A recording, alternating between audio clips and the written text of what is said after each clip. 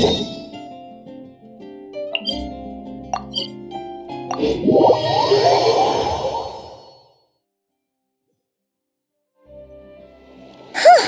day's finally come! We're off to meet the Tsaritsa of Snezhnaya! What is she planning? And why does she need the gnosies? Soon, we'll have our answers! Guess this'll be the end of your journey that your brother mentioned. What is he expecting you to find there? Snezhnaya still feels like a long way away. Hopefully, there'll be plenty of time to relax, eat some good food, and have fun before we arrive. But whenever Paimon gets thinking about how our destination is right around the corner, all these questions come flooding into Paimon's head. It makes her so nervous. Yeah. Anyway, enough about all that. We can't start the final leg of our journey with that kind of mindset. Just think. We've fought dragons and sea monsters, defeated creations of the gods, faced prophecies of doom and the threat of the abyss. Heck, we've even been to the moon! With all that experience under our belts, how could we be any more prepared? Sure thing! Now, stick close to Paimon, the best guide you could ever ask for, and let's charge straight for the finish line! Off we go! What about me? Do I get a call out? Whoa! Columbina? You kind of snuck up on us there.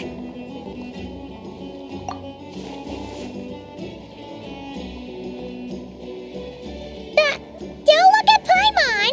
Paimon didn't sell you out this time. Oh, so it was you! Alright, guess there's no hiding it now. All your friends have gathered at the flagship to see you off. I invited Sandrone, too, but she said she had to go back to Snezhnaya. She must be busy. She had some nasty things to say about you before leaving. Would you like to hear them? She hasn't changed a bit. Alright, let's hear it. If they're heading to Snezhnaya, I'll bet it's to cause trouble for Her Majesty the Tsaritsa. Attending a farewell party for people like that would not be a good look for me right now. Also, please tell them not to count on getting help from a Fatui Harbinger in Snezhnaya. Our time working together was not terrible, precisely, but we're on different sides, so when you get there, don't do anything to make life difficult for both of us. Well, that definitely sounds on brand for her. The attitude, the reasoning. Alright, we'll do our best to keep our distance then. No, you've misunderstood. I think she means that she'd like you to go see her. As long as you don't make things difficult for both of you, you'll be fine. You really have to read between the lines with Centrone. Go on, get to the flagship. Everyone should be there by now. I told Lauma that you once treated me to a truly unforgettable meal. Today, I want to return the favor. It's my gift to you. It's definitely nice to be treated, but hopefully by this point, you know that you don't owe us any favors.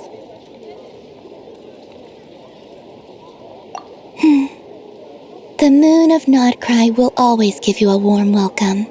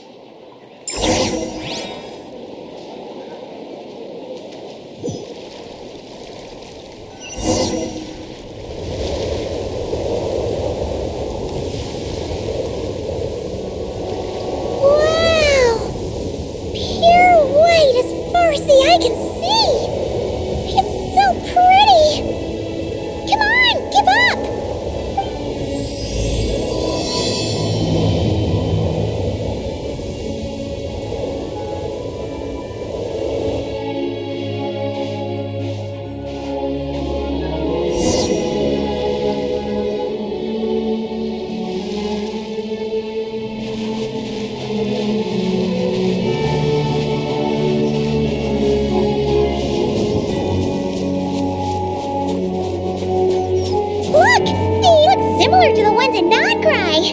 You know, just minus the effects of Kuvaki. That's a sure sign that we're officially in Snezhnaya now.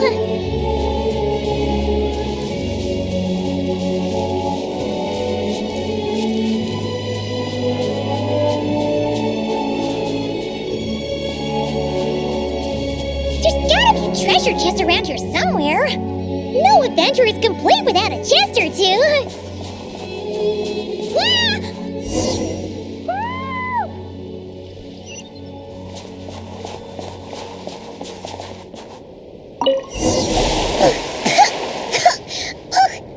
Paimon got a mouthful of snow. Ooh, it's so cold. Paimon's gonna snuggle up to you for a bit to get warm.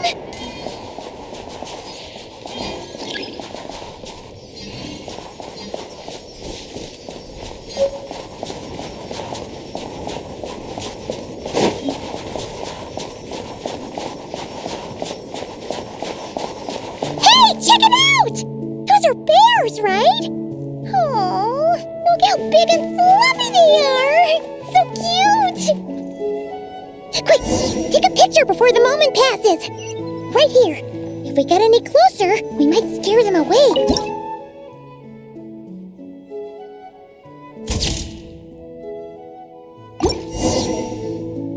Let's see how your camera skills are these days.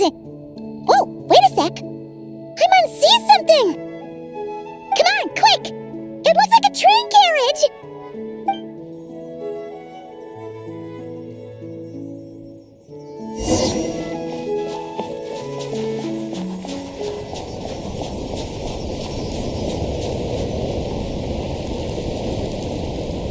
Paimon's heard that Snezhnaya has loads of railways and trains! This must be one of them!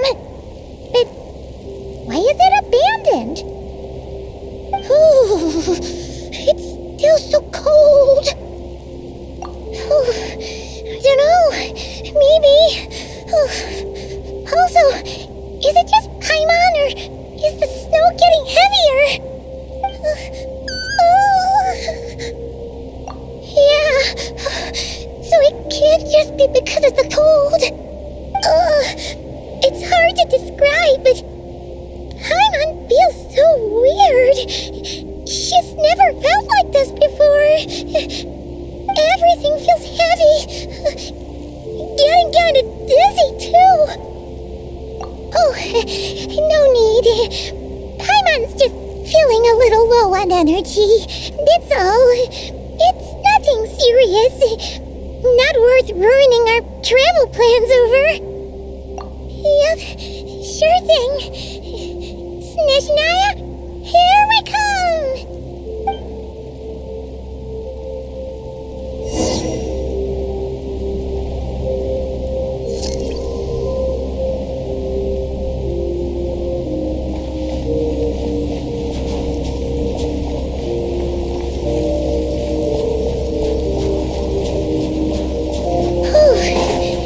Seems like the snowstorm is getting worse by the minute. Paimon can barely fly.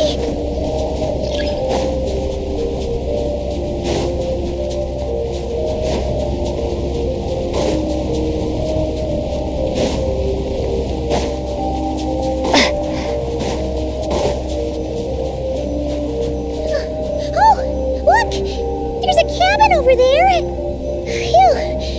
Let's get out of this storm.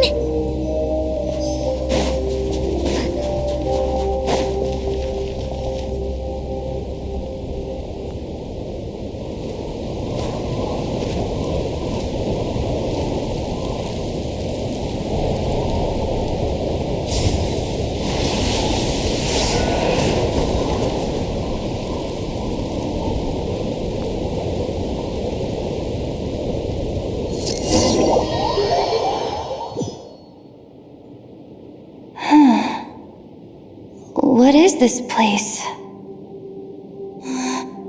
Where's Paimon? I need to find her. Fast!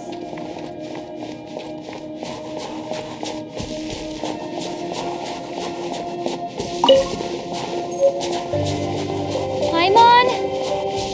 Paimon!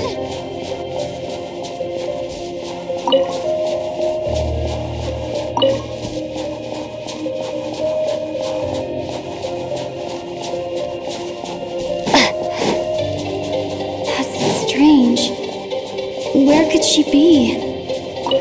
I guess I'll try further ahead. Hang in there, Paimon.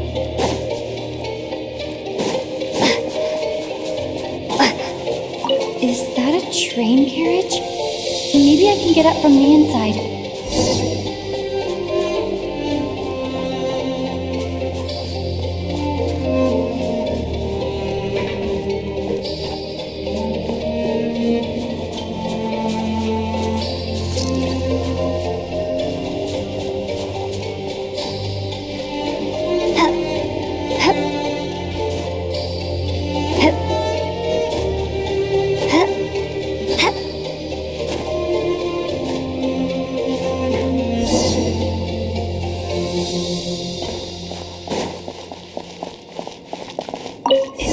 Here, Krasnik's torch, civilian model.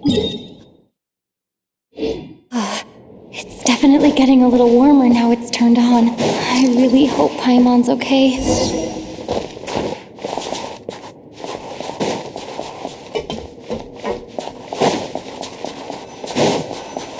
What was that strange sound? I can't tell if... Paimon? Paimon, is that you?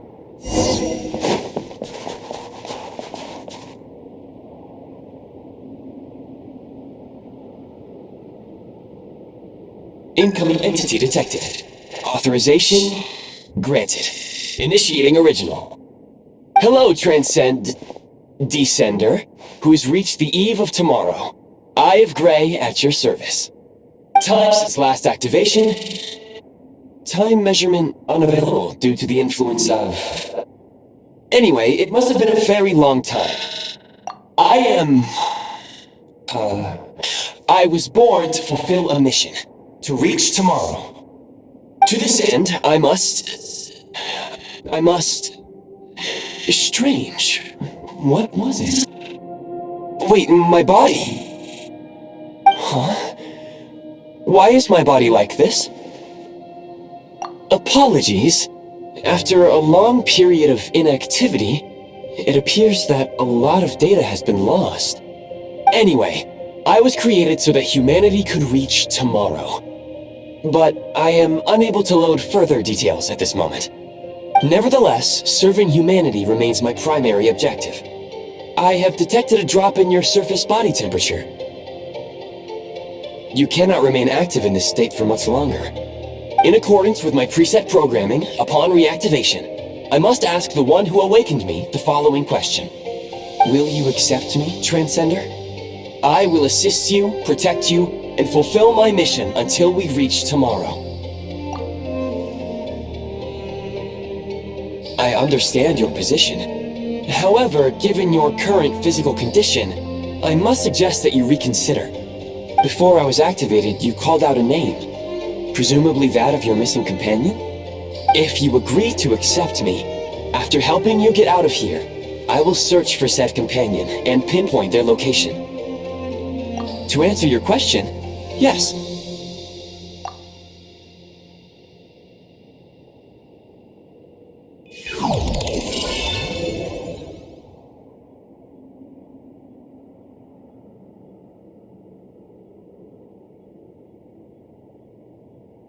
You have made a very wise decision. Now that we have reached an accord, you will be my new user. May I ask your name? Very well. I will remember this name until the mission is complete. I need to recover my body, retrieve the power to unlock tomorrow, and help the suffering masses to reach the far shores where the empty Ark floats. I can sense my power scattered across this ice-covered land. I even have a vague sense of where it might be found. But right now, that is not essential. The key right now is you. You must survive and reunite with your companion.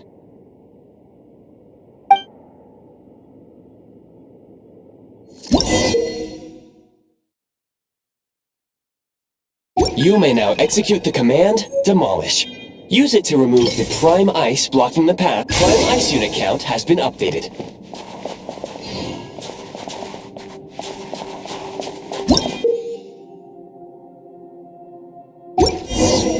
You may now execute the command, build. Use it to create a prime ice construct to prop up the door.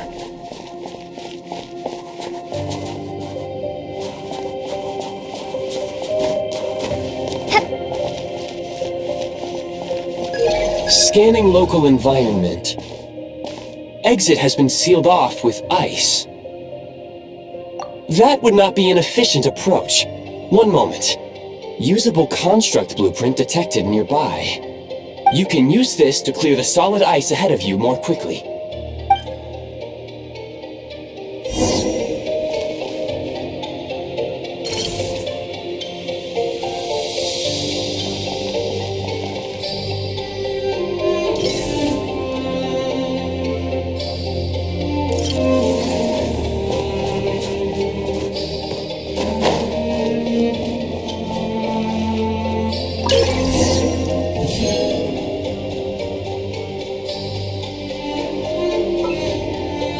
Construct blueprint added to records.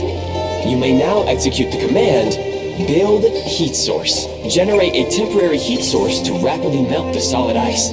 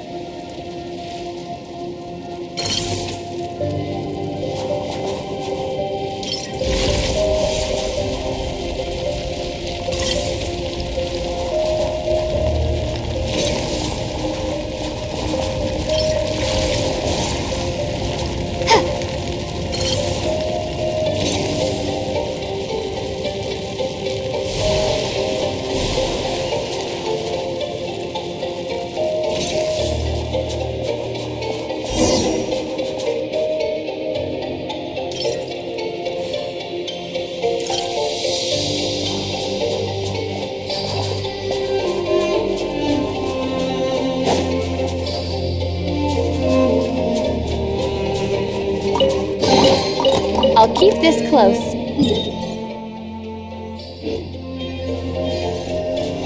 My scan indicates the path is straight ahead. I recommend we proceed.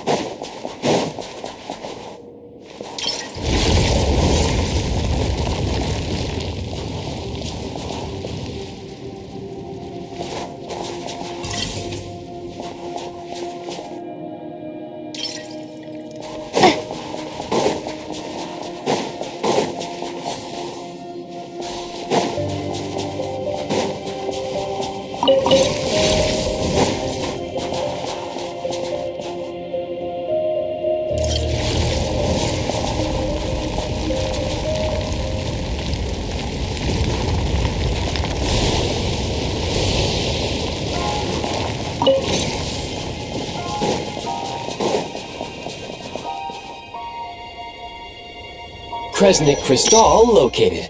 Please collect at your earliest convenience. The recent construct you built provides highly efficient heating by utilizing the unique properties of Kresnik Crystal. Unfortunately, prime ice constructs have a very short lifespan and cannot be stabilized during the development period. Hence, the authorization to use Kresnik Crystal was granted. That said, I have already forgotten what warmth feels like. Yes, perhaps then we can warm ourselves by the fireside together. But for now, all you need to remember is this. If you collect Kresnik Crystal, I can extract the energy within and use it to maintain your body's surface temperature.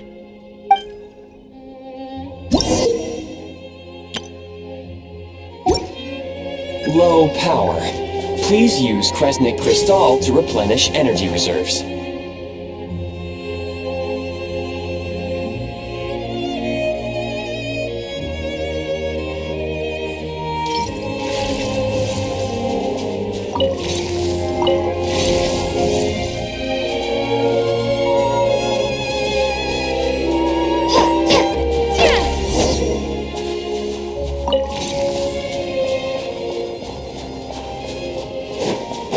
Signs of physiological activity detected in the distance. It is highly likely to be your travel companion, Paimon.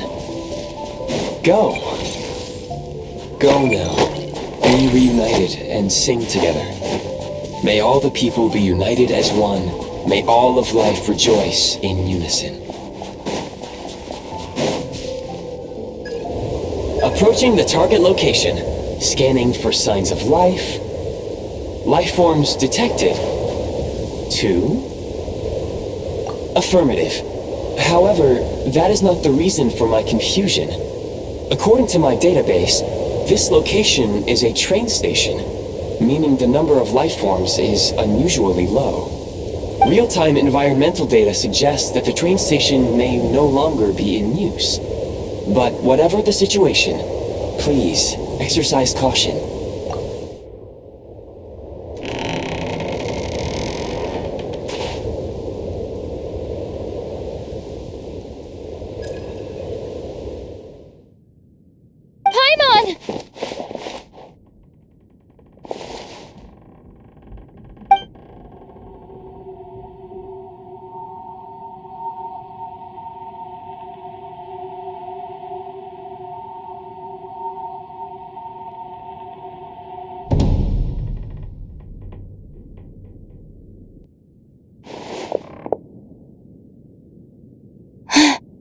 Who are you? Don't worry. She's only sleeping. You must be the Traveler. She called your name repeatedly while attempting to battle her way through the blizzard. Newcomers to Snezhnaya struggle to adapt to the sheer cold at the best of times. Lately, even the locals are suffering, with a powerful monster having summoned a bitter snowstorm.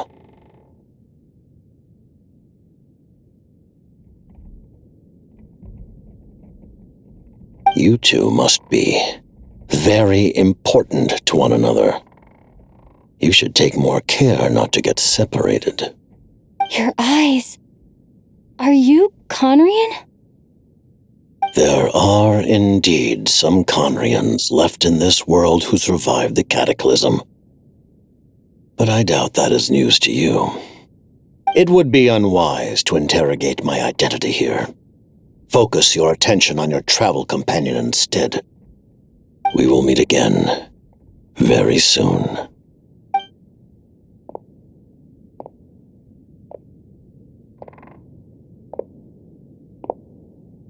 The unidentified subject has now left the area. He appears to be an individual of great significance, but my search has yielded no relevant data. I will try searching the database again. Against the odds, your companion is safe and sound. The other person even left a blanket for her.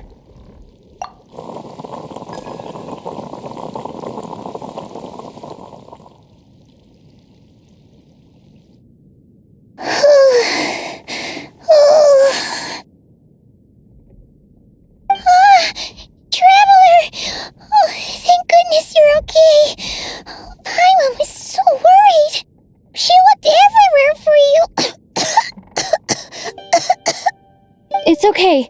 Take it easy. Are you feeling alright? Pretty much the same as when we first got to Snezhnaya. Paimon must have caught a cold. She was feeling so faint. She just couldn't keep going any longer. So she had to lie down and sleep it off. Wait, where did the jester go? Yep, the director of the Fatui. The Jester Piero. So, you met him? The Jester must know everything about the Tsaritsa's plans. But there's no way he'd tell me just like that. We might well have ended up clashing. Well, he was right about one thing. Right now, the most important thing for me is to take care of Paimon while she's unwell. He had no intention of explaining his motives, and he left in something of a hurry. Hey! What the? Who is that? It looks like half a pair of goggles. How amazing! A self-aware, talking pair of goggles.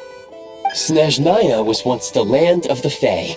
There are many ancient creations here that I'm sure would broaden your mind further still. Mind you, my database is also expanding as we speak. You must be a rare creature yourself. Oh, wow! Well, thank you so much. You've earned yourself some of Paimon's favorite candy. Oh, but by the looks of it, you probably can't eat that, can you? Goodwill detected. Instead of candy, perhaps I can suggest my preferred strategy. Please clean me regularly to keep me operating at peak efficiency. Oh, that makes sense.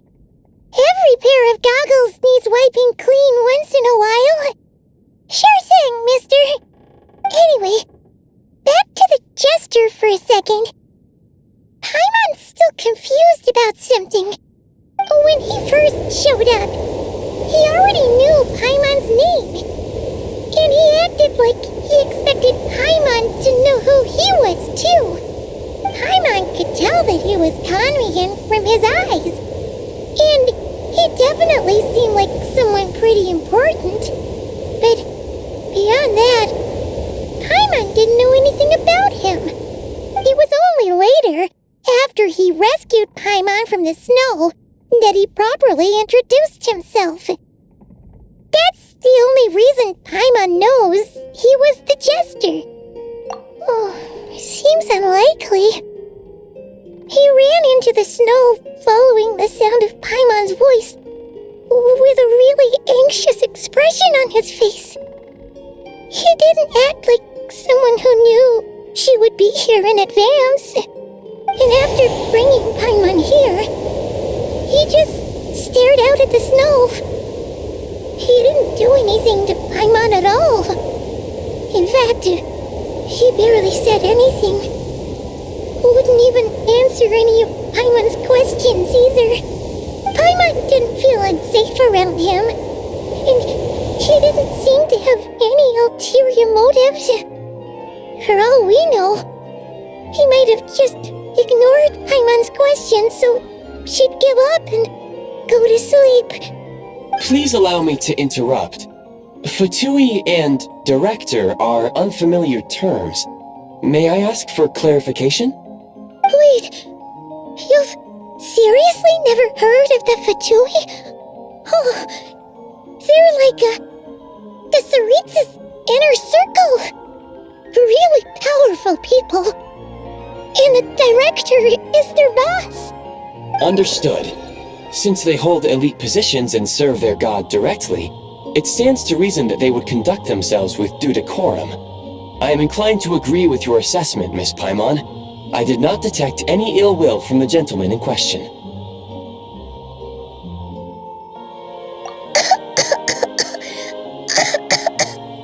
Sorry, I shouldn't have encouraged you to talk so much. Paimon, new plan. Let's get out of Snezhnaya for now. We can come back after the weather clears up and you're all better. The jester mentioned that this snowstorm being the work of a monster is worse than most. Even if we made it to Snezhnograd, we'd still have to wait out the storm before we could do any exploring. Oh, well, it's really nice of you to look out for Paimon, but she doesn't want to hold you back. We were really psyched up for this journey when we first set off. Just think of all the burning questions we have. If we turn back now, who knows how long it'll take before we finally get answers. Further information is required regarding the monster situation, but objectively speaking, there is another more pressing issue at hand. At this point, we have traveled a significant distance into the blizzard. Were we to turn back now, the road would be extremely treacherous, especially since we would need to travel on foot.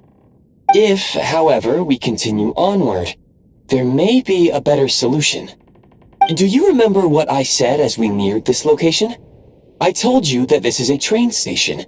While it has evidently fallen into disuse for unknown reasons, the tracks remain intact. We can break through the blizzard and forge ahead by driving a train. That is the Snezhnayan way. There is a small town up ahead, which would be the perfect place for Miss Paimon to rest and recover. Paimon thinks Goggles here makes a great point. Let's do that. Oh, come on. Don't worry. Think of all the traveling we've done so far. When has Paimon ever gotten sick before? Practically never. 'Cause she's in great shape. Sure, she's a little tired right now, but it's sure to clear up on its own. Affirmative. Should you ever need my assistance during your future adventures, please call for the Eye of Grey whenever you wish. Otherwise, I will remain silent to avoid causing any unnecessary distraction. Now, please follow me to the train tracks.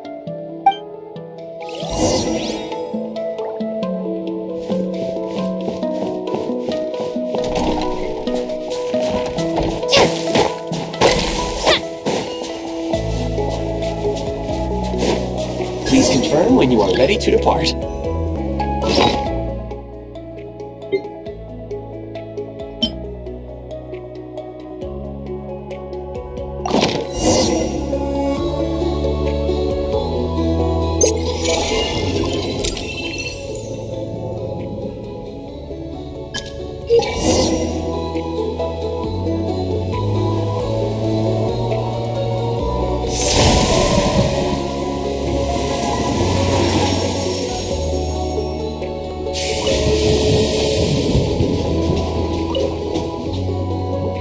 Heading north from here, we will soon arrive at... Wait, there's an error message. Could not detect clear tracks. What exactly does clear mean? Brace for impact, friends!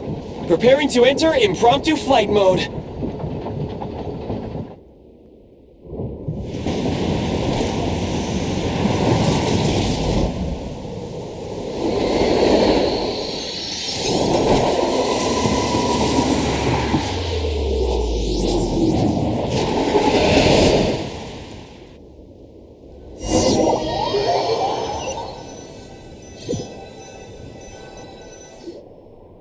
How strange.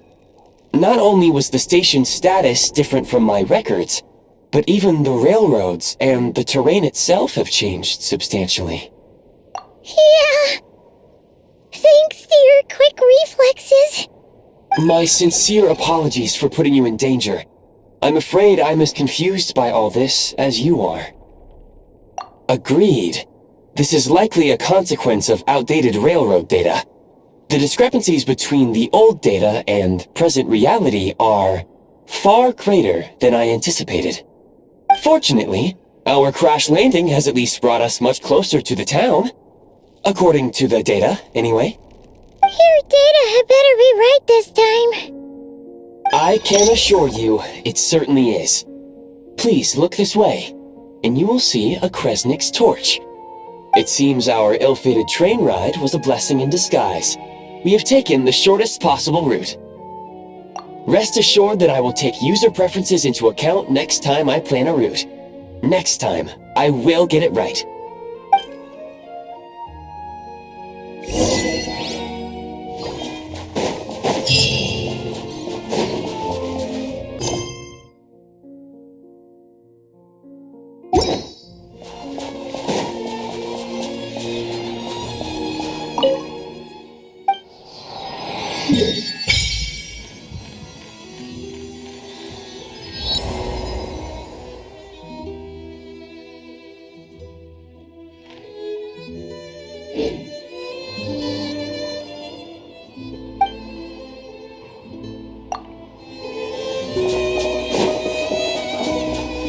Excuse me? Is there an inn nearby? I'm sorry, but they've all closed. Oh, sorry to interrupt. We're looking for a place to stay. I can't even afford to warm my own house, let alone run a business. Excuse us. Is there anywhere we can stay around these parts? I'm afraid not. You'll have to try your luck somewhere else. All we can do is wait for the next shipment of Kresnik Crystal to get here.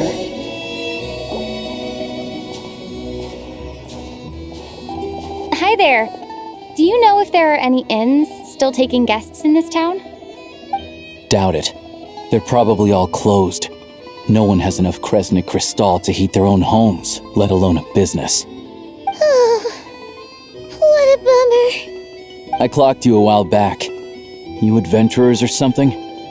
We don't get many tourists in inland Snezhnaya these days. Why's that? Because of the snowstorm? In part. But the bigger reason's Project Stuja. Since it's Her Majesty's will, we have to put up with it whether we like it or not. Oh, sorry. I assumed it was common knowledge by now. Basically, the Tsaritsa is planning something big. Something that requires an enormous amount of energy. Even if they used all the surplus Kresnik Crystal in Snezhnaya, it still wouldn't be enough to meet demand. So, the Vetja passed a resolution requiring all factories and households to reduce their energy consumption. The policy has thus been charmingly named Project Stuja, meaning bitter cold. Bitter cold? So, like, it's gonna be a cold winter, folks? You're all gonna have to find a way to get through it? That kind of idea? Pretty much. When you're broke, you scrimp and save. When it's cold, you huddle together for warmth. There's always a way to stretch things out to make ends meet. Trouble is, if you stretch someone out like an elastic band for too long, who knows if they can ever bounce back. You know what? Come with me and see for yourself.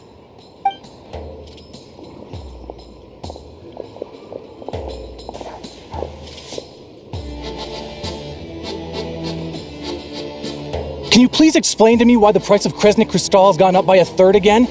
Even as our purchase quota has gone down. You only come here twice a month. This won't even last us a week. The supply and pricing of Kresnik Crystal are based on current production volumes and price data. We Fatui are only responsible for delivery and security. I'm not in a position to explain to you how the figures are calculated, but I assure you, they are as fair and reasonable as possible. Oh, so our lives mean nothing to you? How can you expect anyone to survive a single night in this weather without heating?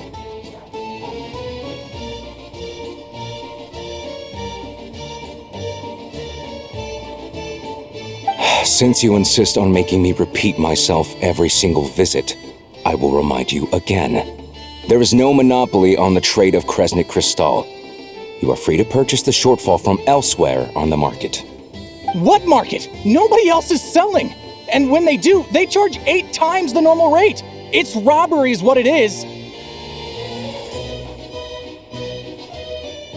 Which is why the Snezhnograd Veche passed a resolution to support border communities, without which you wouldn't even be able to buy crystal from us to begin with. So if you're here just to argue, move aside and let the next person in line come forward. Everyone's feeling the cold here. You! All right, everyone, let's calm down for a second. A few words, if I may. We're all subjects of Her Majesty the Tsaritsa, and I'm sure every one of us is dedicated to her great cause. We all know how cold it is, and the more it snows, the harder life gets. Everyone's struggling already. Let's not make things even more difficult for each other. But Liaison Shishkin, there's clearly something wrong with this quota. I have a family in Marepasak who tell me they can buy at least double our crystal allotment. Oh, believe you me, I had the same reaction when I first saw the numbers. Couldn't believe what I was reading. I even wrote a letter to confirm the true figures, but I'm afraid the quota really is as low as you've been advised. Still, you must understand that calculating these energy quotas is a complicated balancing act. They have to factor in population, town size, industrial application. Our top priority must be to keep the largest Kresnik's torch burning continuously. Only then can we sell the remaining crystal for household use, and in doing so, we must make sure that everyone is treated fairly. As our Fatui comrades said, they are only responsible for delivering the goods. They need to keep accurate records, and they do not have any authority to modify the rates or quotas. That's right. Our duty is to do things by the book. Tell you what, listen. I know how anxious and upset everyone is. As a matter of fact, I was just discussing it with the mayor. What we can do is open the lower combustion chamber of the Kresnik's torch to the public. You can come to me directly to register, and I will allocate time slots accordingly. I can't guarantee there will be ample energy for household use. We can at least make sure you'll be able to boil water and cook food each day. Let's hang in there and make this work together, all right? Fine. I don't see any alternative. So, this is Project Stuja in action, huh? Oh, no wonder nothing's open for business. People are barely getting by. You were looking for an inn, right? For your, Fae friend? Oh, Paimon's not a fae. Just Paimon. She must have caught a cold or something. We only just got to Snezhnaya, and we're still getting used to the climate. I have a small place in Stratomoros. I don't stay there very often, though, so it's pretty basic. But if you're not picky, you're welcome to rest there for now. It's not much, but I've got blankets and a warm fire. Are you sure? Oh, that's really kind of you. All right, then. This way.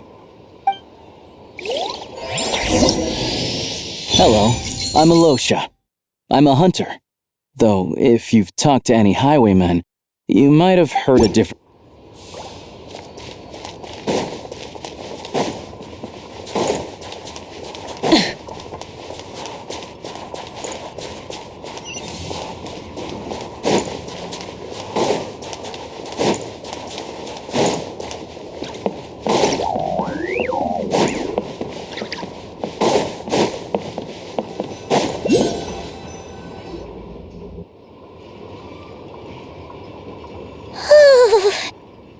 Cozy and warm. Paimon's getting nice and toasty. Oh, wait. Paimon only introduced herself so far, didn't she? This is Paimon's best friend, the Traveler. Good to meet you. I'm Alosha. Most travelers find the Snezhnayan climate to be a shock to the system at first. But as long as you keep yourself warm, you should be fine. Still, you should keep an eye on your condition. When people are too quick to dismiss a cold, it can easily end up turning into something more serious. Don't say that!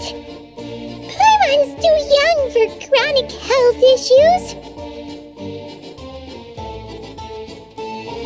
They aren't in town right now, and they won't be back anytime soon. The train station has been closed ever since these power shortages began. I do a lot of hunting, so I spend most of my time exposed to the elements. But even the animals wouldn't survive long in a storm like this, let alone a hunter. Nothing to do but sit tight in town until the weather improves. I get that you're in a hurry, but even if the station were open, that doesn't mean there'd be any trains. We could end up stuck here for a long time, I'm afraid. What? Your own train? Wait, hold on. That train? The one that suddenly fell out of the sky and crash-landed on the ice? Oh, we got lucky and found it in a cave. Oh, then our luck ran out and we had a little accident. Pretty crazy for a random find in the mountains. Well, as long as your train's good to roll, you might get to Snezhnograd after all. I've been doing some digging recently. Turns out, the real reason for the current energy crisis in Stratomeros is that some of the supply is being seized for a private stockpile. But to expose what's going on, I need to catch them in the act. So, I'm heading off to catch a rabbit. Huh? Wait, a rabbit stole the crystal? It's a figure of speech. Real rabbits couldn't pull this off. They'd prefer carrots to Kresnik Crystal anyway. Shishkin, Mr. Positive Attitude, let's all get along now, shall we? Him? Really? Paimon never would have guessed. Huh? You're coming with? Oh, okay then. Just give Paimon a second to get ready. Alright. Guess there's no point pushing myself. Paimon will stay here and hold the fort then. Be careful, you two. Oh yeah, there's one more introduction to do. Tagarin, get in here. Oh, a doggy.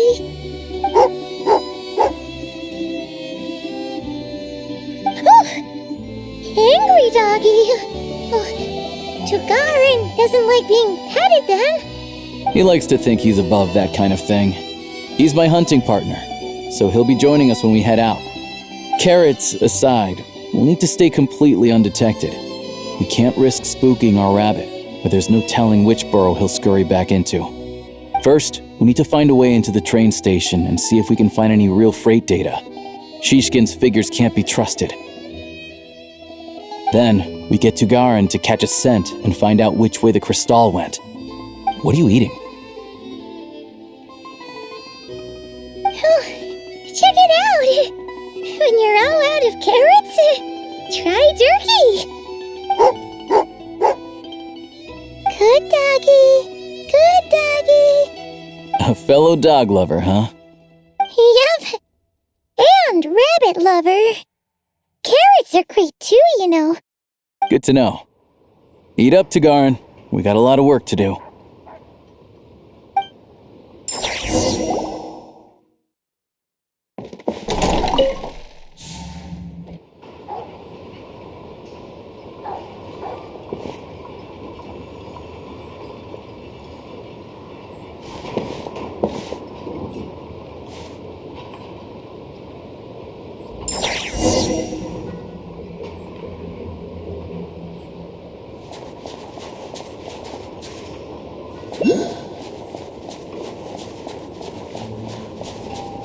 Wait.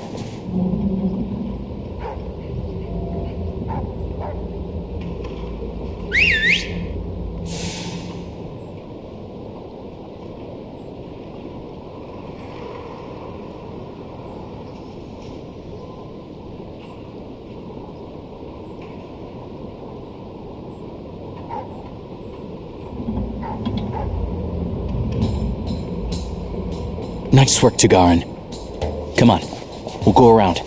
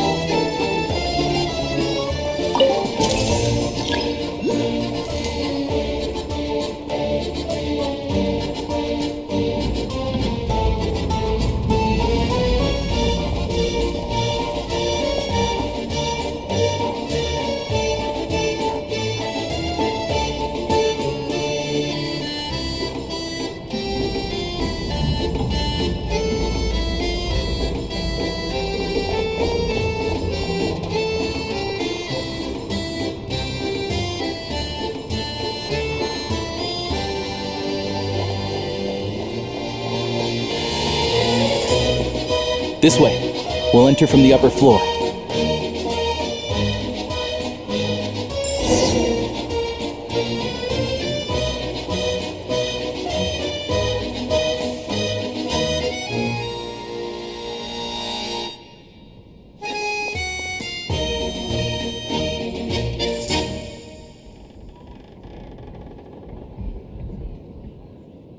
There we go.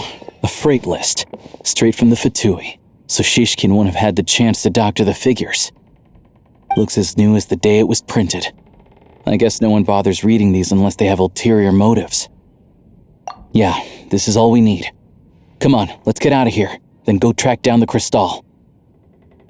Tugarin's a keen hunter, and catching rabbits is his specialty.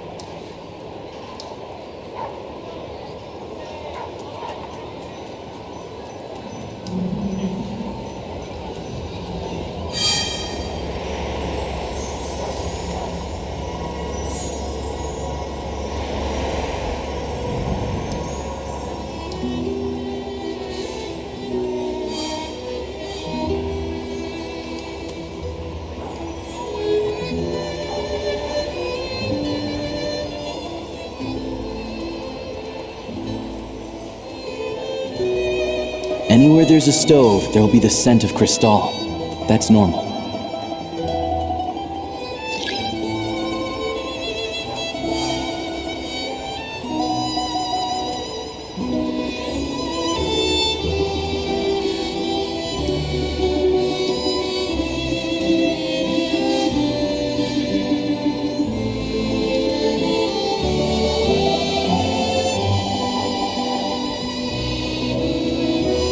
But if he picks up the scent of Crystal somewhere and there's no stove around, that's how we know something's up.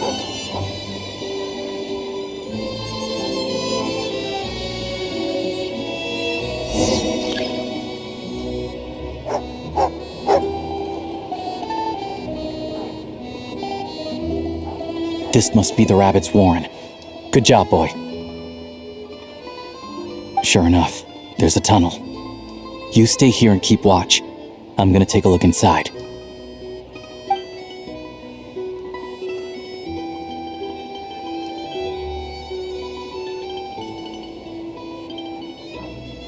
Thanks for looking out for us. Things are getting tougher by the day. No need to thank me. It's my pleasure. Sure as Her Majesty the Tsaritsa watching over us, every sacrifice will be worthwhile. Let's grit our teeth until the blizzard passes. These days of hardship will be over soon. Maybe for everyone else, Liaison Shishkin, but for you, the hard times have only just begun.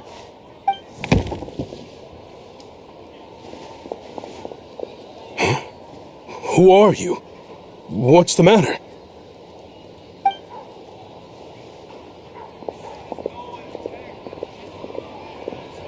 I just had a question for you. Why, when times are as tough as this, would someone hoard more Kresnik Crystal than they could ever use? All the crates here are from the most recent shipment, but they weren't brought here for sale. Instead, they were secretly stashed away. Would you be able to shed any light on the situation, Mr. Shishkin? Me? Why, I have no idea. But look at how much there is. It's quite a godsend. Now there will be plenty to go around.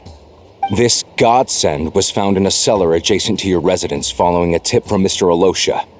And this is only a fraction of what we found down there. We're still taking a full inventory. The official figures will be finalized shortly. I've always been grateful for your efforts to mediate between us and the townspeople of Sretomaros. But now, Mr. Shishkin, it appears you were the source of the conflict all along. How could you do this to us? We trusted you to have our backs. You've been lying to us this whole time?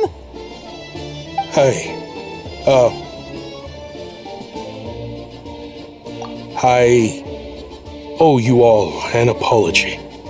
I'm sorry. I'm so very sorry. This isn't who I am.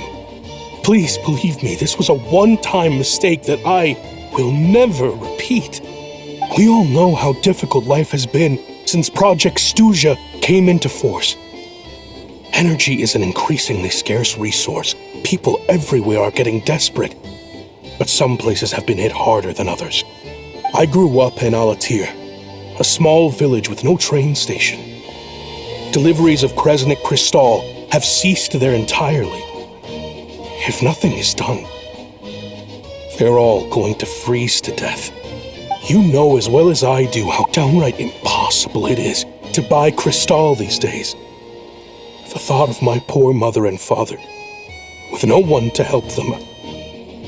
Oh, I felt so afraid. I watched as energy grew scarcer by the week, all the while knowing that their lives were at risk. Then one day, I looked at the Crystal shipment in front of me, and a terrible, selfish thought entered my mind. Looks like I'm just not cut out to be a criminal. I'm so sorry. Once the Fatui have finished their count, you'll see that the numbers match their waybill.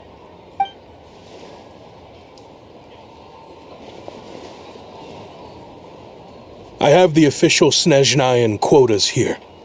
Anyone who has already purchased energy, please make your way over here to correct your transactions. I'll make a batch purchase of Crystal worth 3 months' salary for you all to use free of charge. As for Alatir, I'll think of something else. You don't have to go that far. Yeah, owning up to your mistake is enough for me. You've done plenty of good for the community in the past. I'm not looking for a handout. Drop the act. You claim this was a one-time mistake, but the real reason there's only 1 shipment's worth of stolen Crystal in your basement is that you have an accomplice. Reporting in, sir. We've conducted a full search of the mayor's house. As expected, we found many crates full of Crystal, half of which were still in their original shipping containers. This wasn't your first time at all. You've been colluding with the mayor of Stratomeros for a long time now. The train station's currently out of service, but it does open for a short window every time there's an energy delivery. And every time a train pulls in, you're there on site to take inventory and oversee the workers unloading the cargo. The mayor handpicks said workers. Per his instructions, they transport the Crystal by tunnel at night to the mayor's house, and he sells it out of town.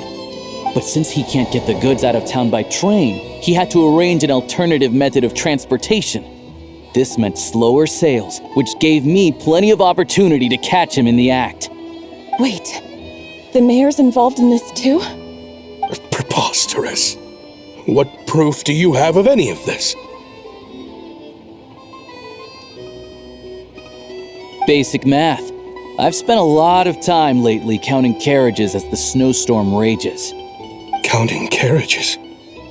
What? The energy consumed by a train depends on its total weight. And since energy is a limited resource right now, it's fair to assume that every carriage is packed full.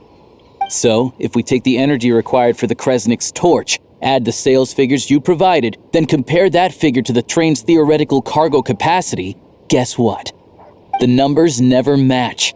It's always off by 1 or 2 carriages worth. This time, you set a new record. 3 carriages missing. You mean to tell me that you sat around outside, counting carriages in this weather? I'm a hunter. I have 2 options. Hunt or starve. Well, I've heard enough. The evidence speaks for itself. Take Shishkin and the mayor into custody and escort them back to Snezhnograd.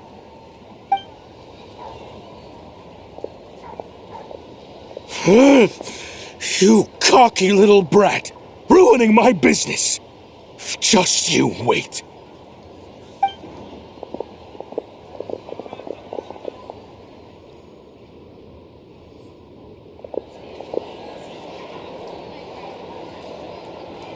Yeah, something felt off, so I just followed my gut. Math isn't my strong suit, though. I'm lucky my dad made me learn enough to get by, but all this number crunching was a million times harder than the aim and fire work I'm used to. Thank you for your assistance. You're a brave lad. Shishkin was quite the cunning criminal, as I'm sure you can tell. He did all of this right under our noses, and we never suspected a thing. A wolf in sheep's clothing. He had everyone fooled. Even with that sob story he fed us. He was probably trying to keep the mayor out of it, not just mask his own motives. Without the compelling case you put together, even I might have fallen for it. Alosha, was it? Tell me, are you really a hunter? We can go find some wild animals if you want. I'll fire off a couple of shots, and you'll see whether I'm the real deal. I didn't mean to cast suspicion on your identity. It's just... well, I'm sure you've heard of the Rokot. Recently, they've been recruiting people with your kind of talent. They hide in plain sight under false identities, working against Project Stuja, sometimes directly opposing the Tsaritsa herself. They aren't a violent organization, and their goal is to improve the lives of the common folk. But still, as a member of the Fatui, I wouldn't be doing my job if I didn't keep tabs on them. First I've heard of this. I don't really keep up with what goes on in the city. All I know is, people who don't mind their own business in the city end up paranoid about everything. As for me, I just couldn't stand Shishkin. I'm from Alatir myself, and I can tell you, nobody's lived there in years. Why would an abandoned village need Crystal? Of course, no one really cares about the fate of that place. I'm guessing today is the first you've heard of it. I see. It does sound quite tragic. Really. Well, thanks again for your assistance, and your friend here too. I will report this incident to Snezhnograd. The Fatui will take over energy distribution until new officials are appointed. We'll also ensure that the train station resumes normal service as soon as possible. Looks like it's my turn to brush up on math now. I never liked it as a kid either.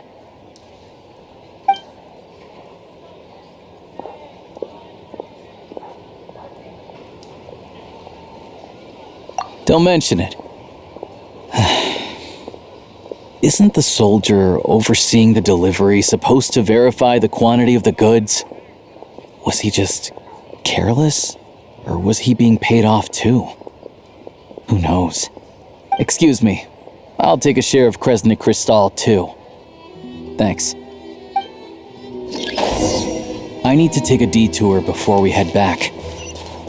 There's someone I have to deliver this crystal to.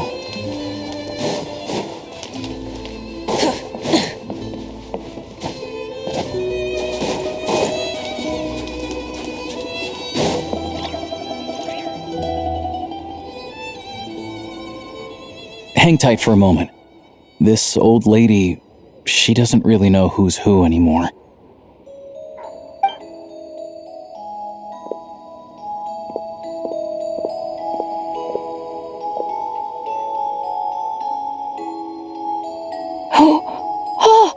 Grandson, it's so cold today. You must be freezing. Ma'am, it's me, Alosha. Alosha? Alosha who? You know me. I came by earlier today. Cleaned the ashes out of your stove, gave you some warmer bedding, and washed your back.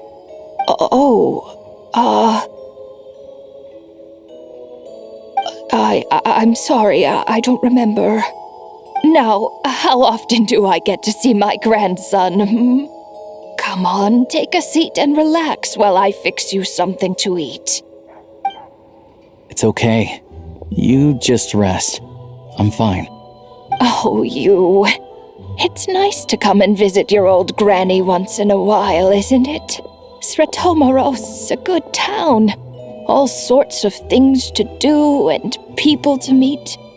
And the local officials are good to us. Sit down, come on, take a seat. I still have some fruit left. Let me get it for you. Please, don't get up on my account. You need to rest. Where's the fruit? Right under the basket, by the door. Or maybe it was on the bedside cabinet.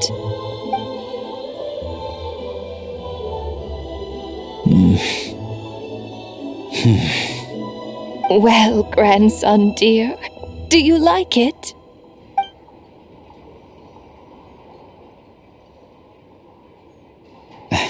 Very much, ma'am. It's delicious. Good, good.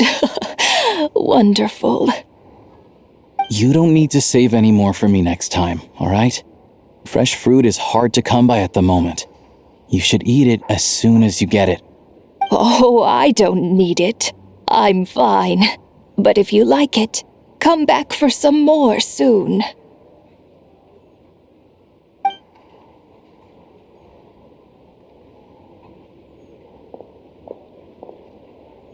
Some kind soul must have given these to her. But she always saves the nicer things for special occasions. I met her at the market back before her health began declining. She was a lovely old lady. We're from the same hometown. Not many people have heard of Alatir, and if they have, it's usually for all the wrong reasons. There's a gang of highwaymen that came from there.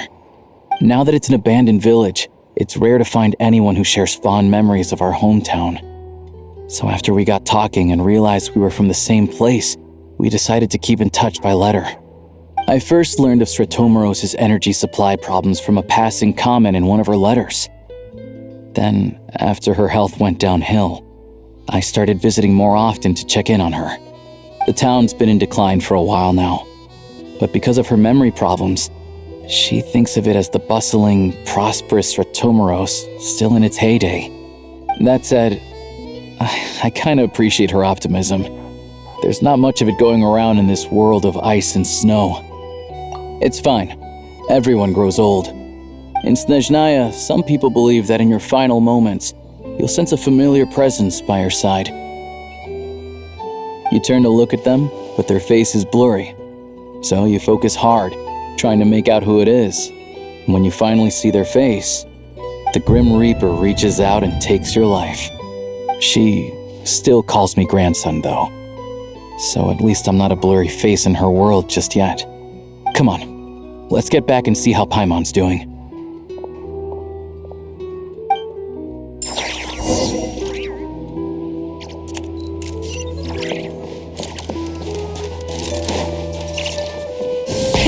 Rev the engines!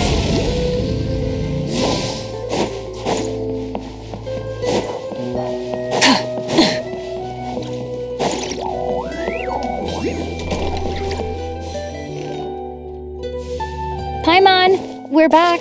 Are you feeling any better? Yep. Paimon's not cold anymore, but she's still a little dizzy.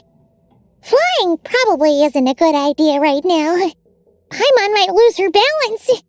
But Paimon's sure she'll be fine. It's probably just from getting hit on the head by that pile of snow when we first arrived in Snezhnaya. Her complexion's looking much better. Let's keep an eye on her. Sure, but enough about that. How did everything go on your end? Are you all set? Did you have any trouble? I'll explain. It's a bit of a long story.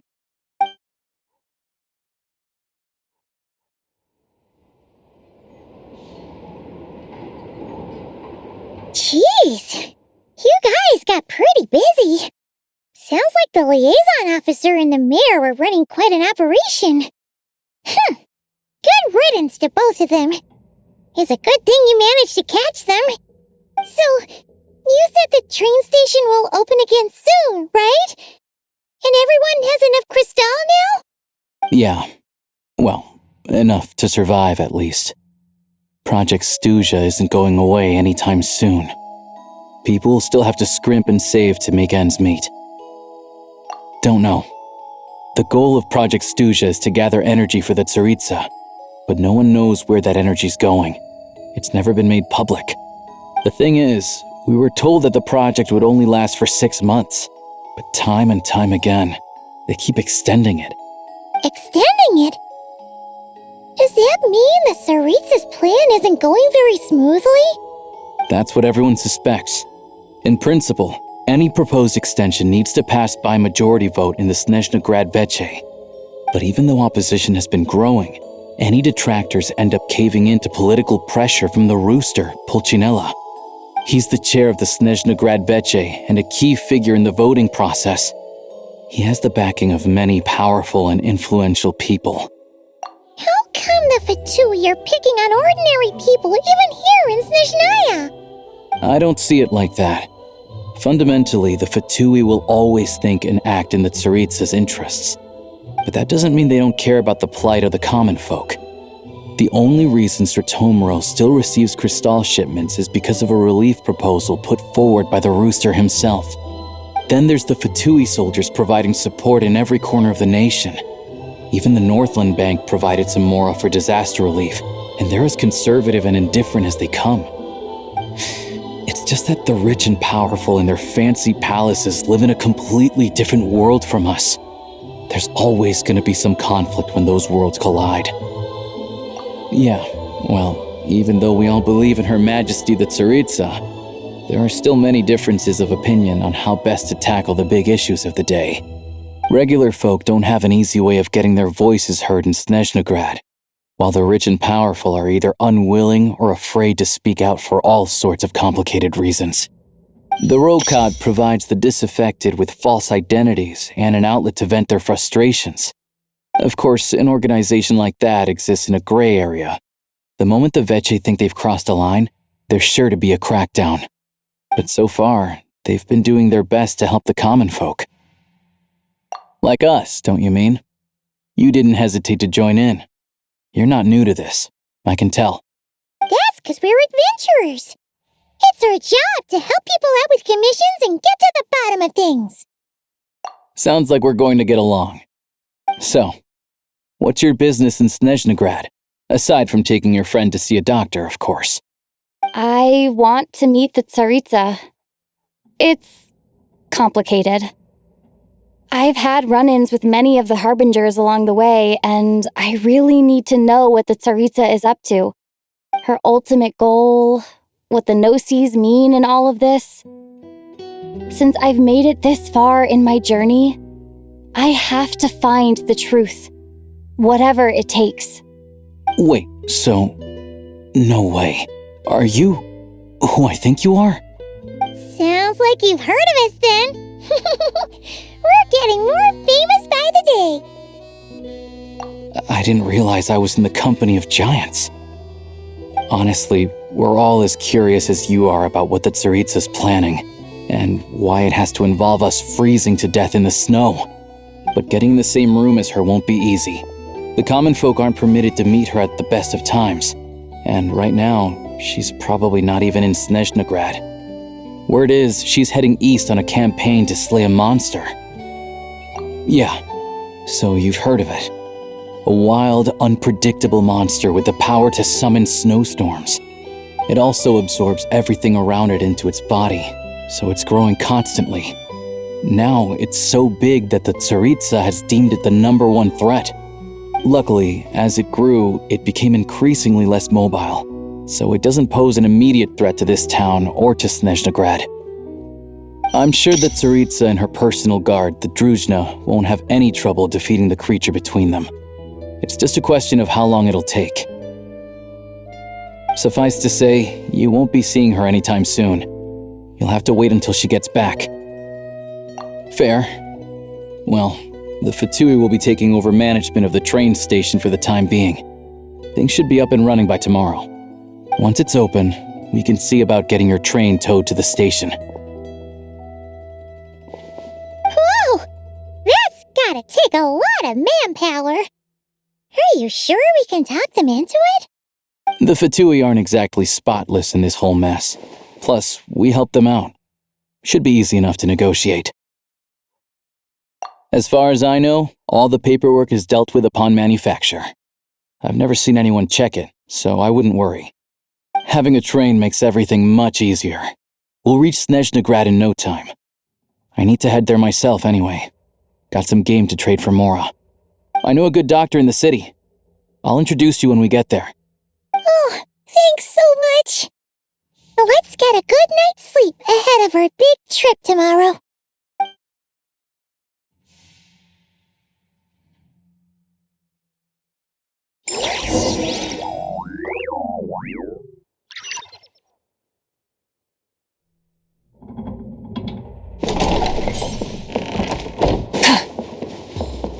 Full throttle!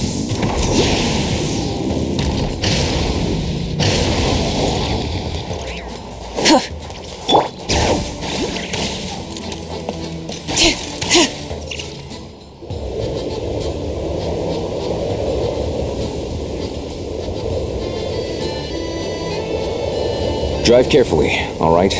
You don't want to end up in this situation again. Also, I don't think I've seen a train like this before. Is it a new model or something? Not a fan of small talk, are you? Anyway, take this. It's an up-to-date map of the Snezhnayan rail network. All the track switching is automated, so as long as the train's moving, you don't need to worry about collisions or anything. We'll leave you to examine the train's conditions yourselves. Fingers crossed nothing's broken. I doubt Sratomaros has any engineers with experience working on this model. Shouldn't be a problem. Thanks for everything. All right then. Have a safe journey. And make sure to check everything's working before you set off.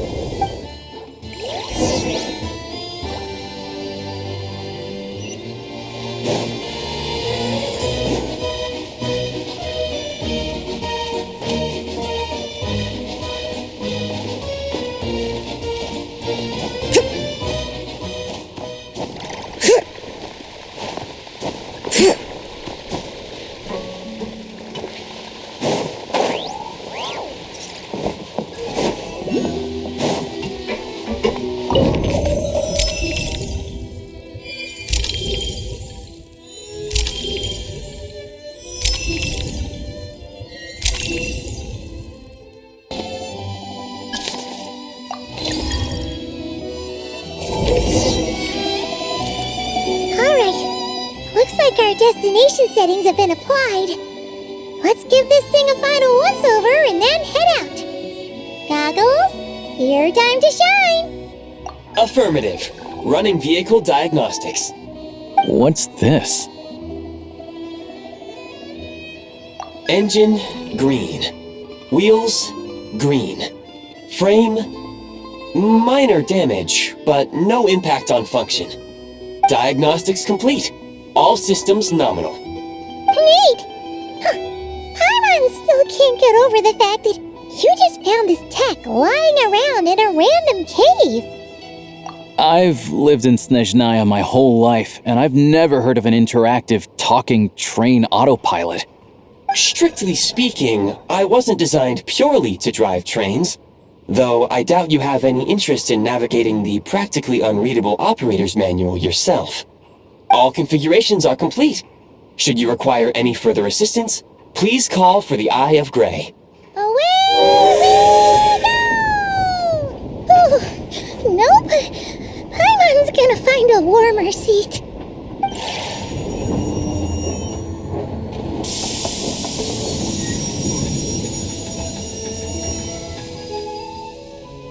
Huh? What's going on?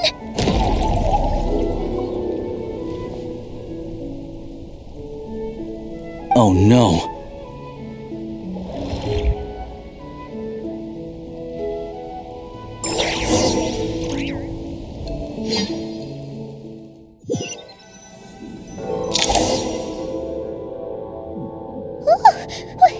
What is this place? Traveler, are you okay? Paimon's still airborne, but it feels like swimming through thick, gloopy water. It's horrible. Just our luck. Of all the things that could have gone wrong. Halosha, you're Snezhnayan, right? Any idea what the heck this place is? It's called the Shadow Realm. A place where no wind blows, no light shines, and no elemental energy flows. Even time itself doesn't exist here. It's a world where everything seems to come to a standstill. I've only seen it a few times before, and this is my first time inside. It's a dangerous place. Most people who get sucked into the Shadow Realm are never seen again. And the few who do make it back, they're never quite the same. Huh? Then, what the heck do we do now? Oh, maybe Goggles knows something. Goggles? Great! Now we're done for! Hold it together. Let's not get ahead of ourselves. I heard a story once about the world of shadows. If it's true, there's a way to escape. We just need to find the exit. Come on, let's explore. Look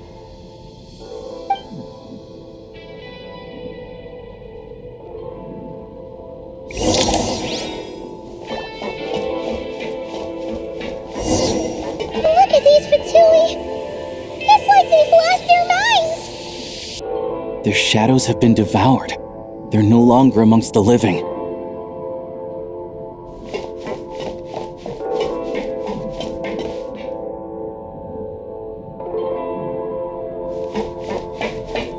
Go now! Advance! I can't channel elemental energy here, but I have a few gadgets that still work.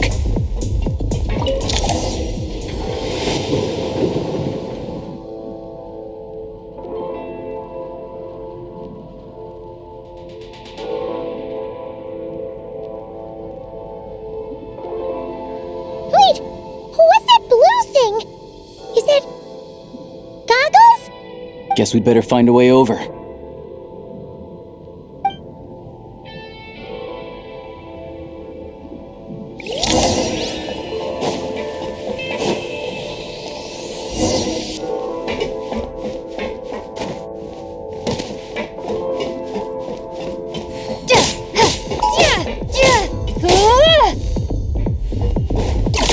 This is the last one. What do we do next? Play it by ear.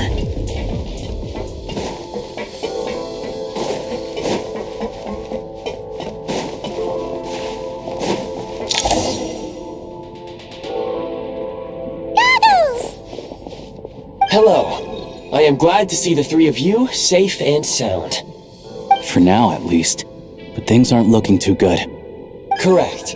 We are now inside what is known as the Shadow Realm, the darkest space in the shell, where even the Most High is loath to cast its gaze.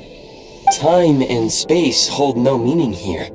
It intersects with the world of the Light Realm only rarely, like an air bubble that rises to the water's surface. We must leave this place before it sinks back down into the depths once more. Sounds like you have a plan. Yes. In fact, the very purpose of my creation was likely to... from the Shadow Realm. It appears that key data is currently inaccessible, but now is not the time to resolve that problem. I have marked the exit to the Shadow Realm for your convenience. In addition, I have prepared some equipment to aid you as you traverse the Shadow Realm, Traveler. It may well be one of my core functions. Scan complete. Construction in progress. Activation code? We once peered into the past from the ruins of the shadows. This is what remains of the Golden City, Hyperborea.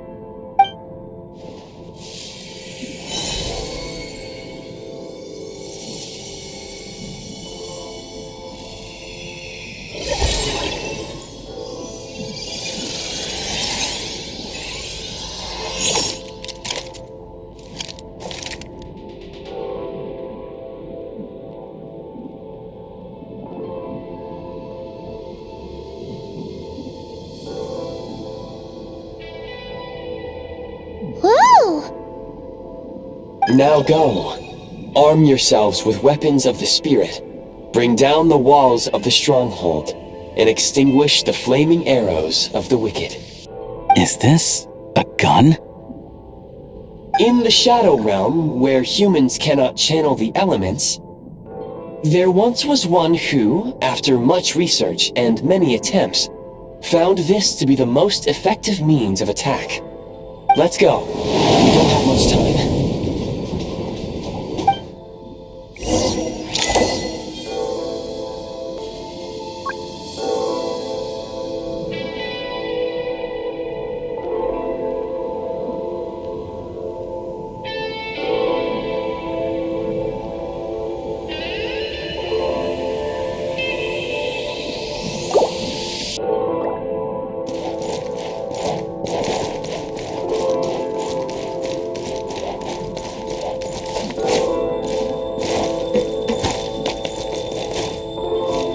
When you encounter small obstacles, you can simply clamber over them.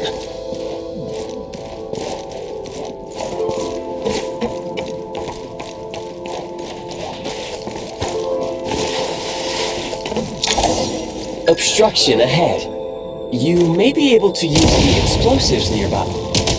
Since elemental energy is unavailable in the Shadow Realm, ammunition is an important resource. You can replenish your ammunition at various supply points. For long-range targets, try using the scope to line up your shot.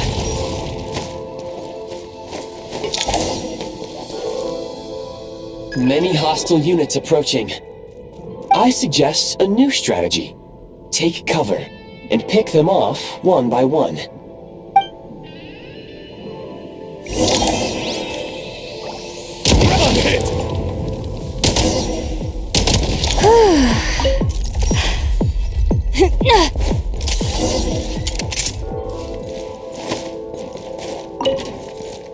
More enemies detected. Try attacking with the newly unlocked Assault.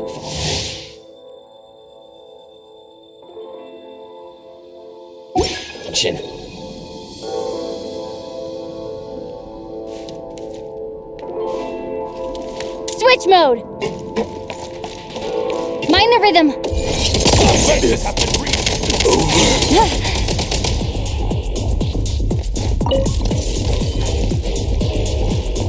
Time to catch my breath. Gotta recharge.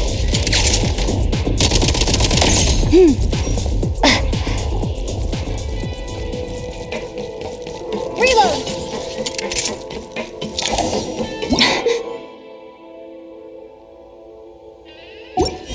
Aim at the freeze mark and pull the trigger to move using the rope.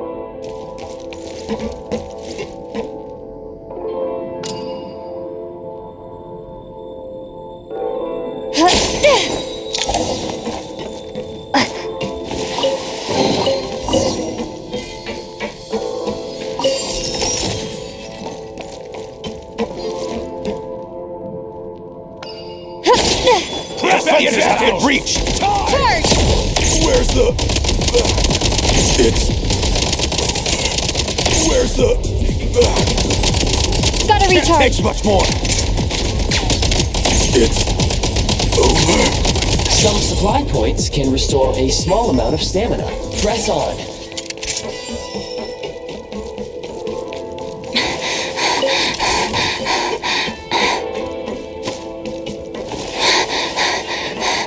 You should be able to use the Prime Ice construct left here to cover long distances.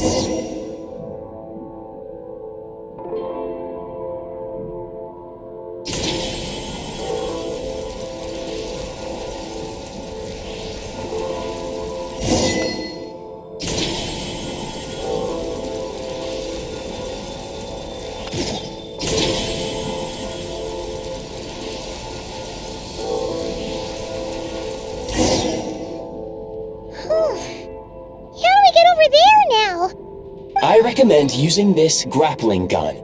Such devices were originally used to secure structures in the Shadow Realm.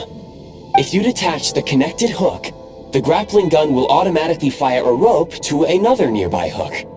Okay. So, we just remove this hook, right?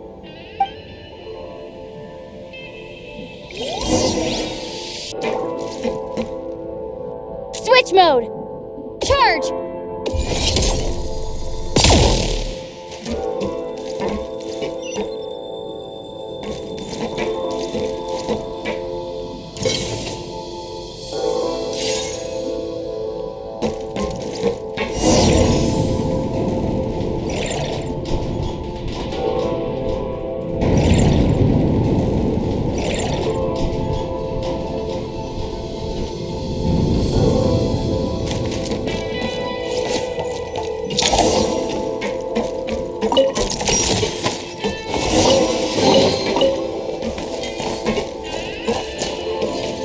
Time to catch my breath.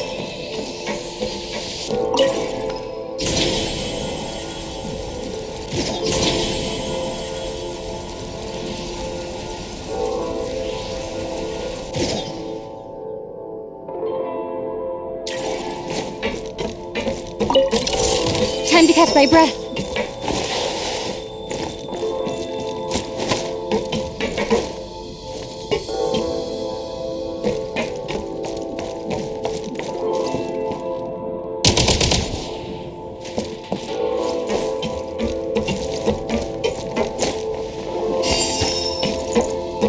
Defenses have been breached!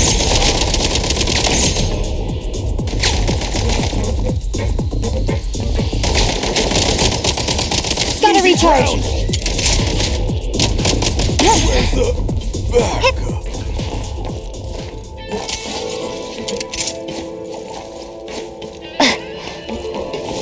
Sprint at the prime ice launcher to reach high places with ease.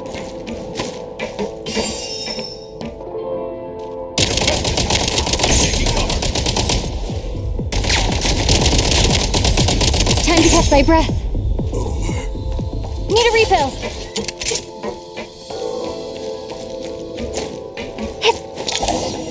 Usable munitions detected. Frag crystal.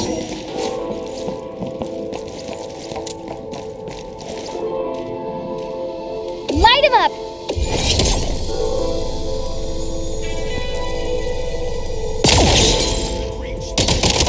Can't take much more!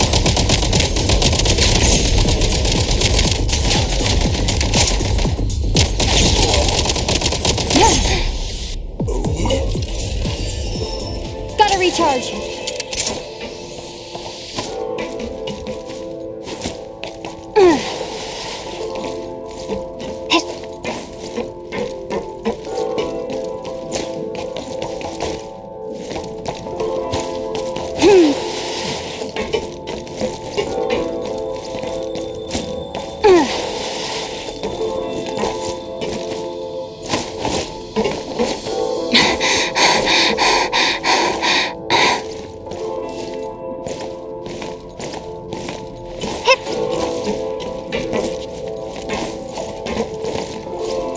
Time to catch my breath.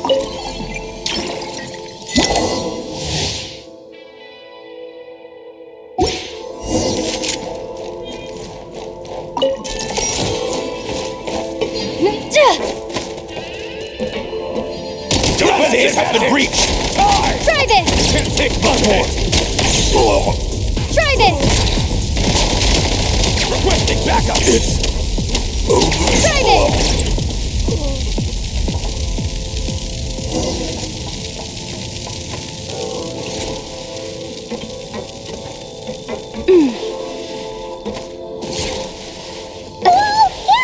Shift your center of gravity and slide down.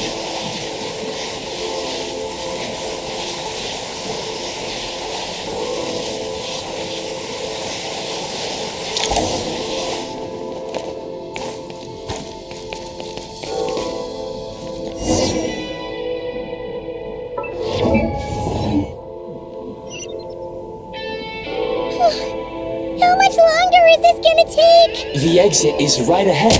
We are very close now. However, It's like they're trying to keep us trapped here. That platform and the carriages are swarming with undead fatigue. Guess we gotta storm through.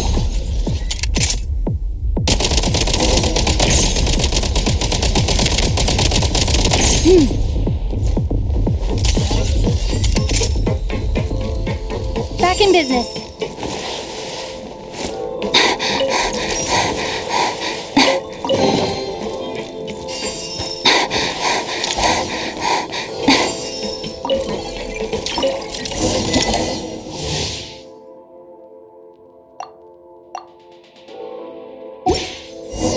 you may find switching to assault mode makes your attacks more effective.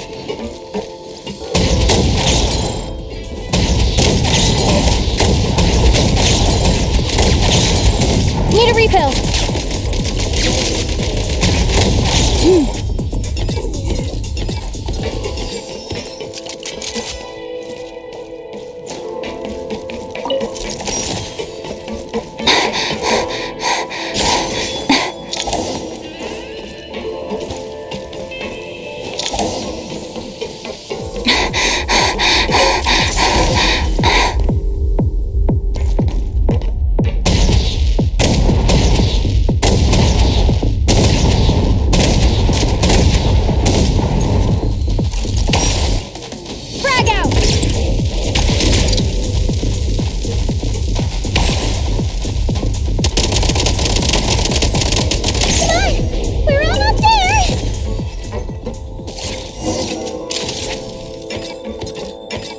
to catch my breath.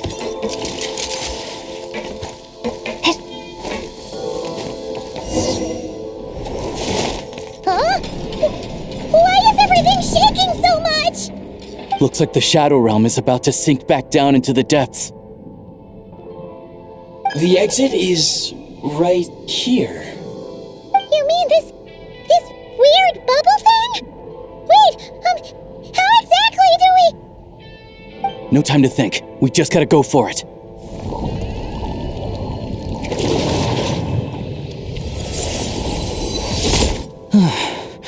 Looks like I was right.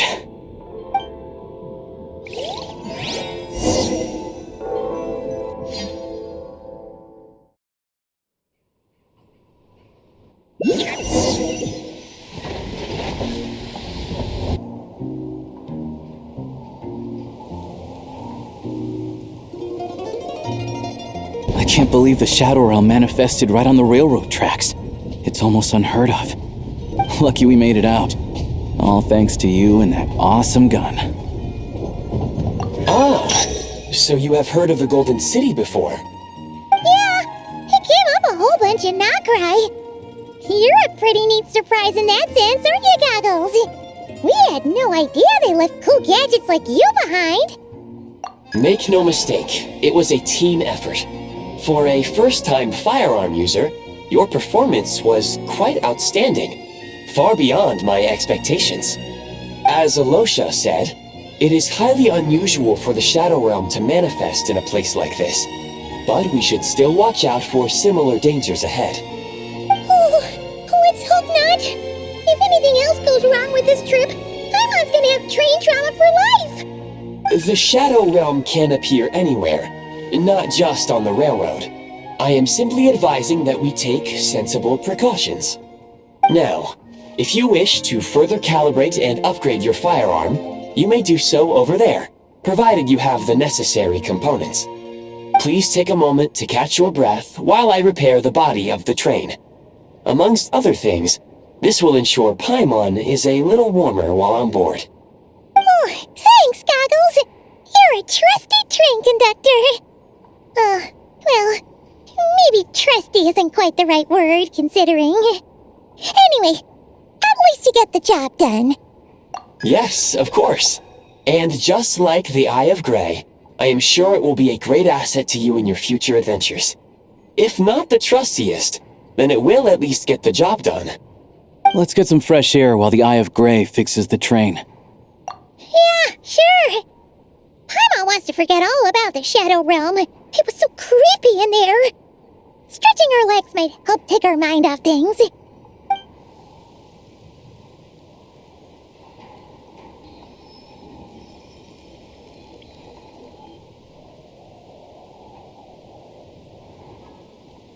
It's so quiet here for a train station. Not a person in sight. Just abandoned houses.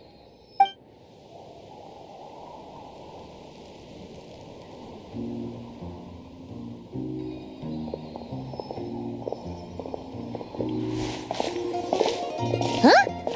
So much for repair? You've swapped our train out for a whole new model! My plan was to restore the train to its original appearance per my records as quickly as possible. Now that the repairs are complete, the train offers optimized performance and a significantly improved trendiness level. Huh. Didn't know trendiness was a parameter. According to my calculations, parameterization is the most effective way for the Eye of Grey to understand trendiness. Hyperborea, huh? I'm sure I've heard of that in a story somewhere. What an incredible little gadget you are.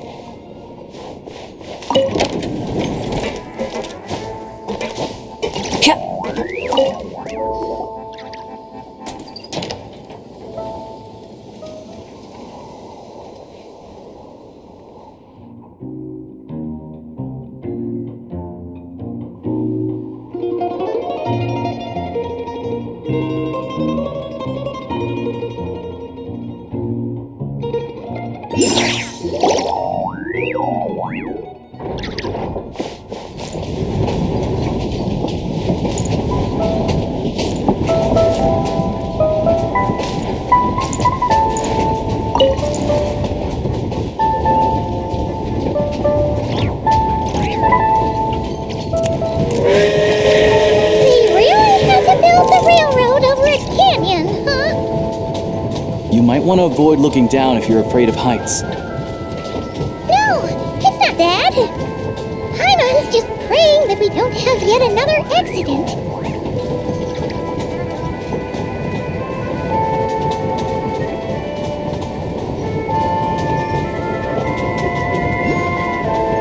That mountain is breathtaking. Reminds Paimon of Dragonspine. They say this mountain's the domain of a Snegovic lord. A lot of the Snegovic retreated there to live in seclusion, so it's a pretty mysterious place. You hear all kinds of stories.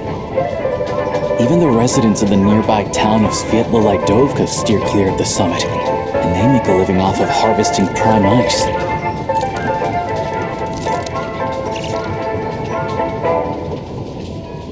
Look, Snezhnograd's just up ahead.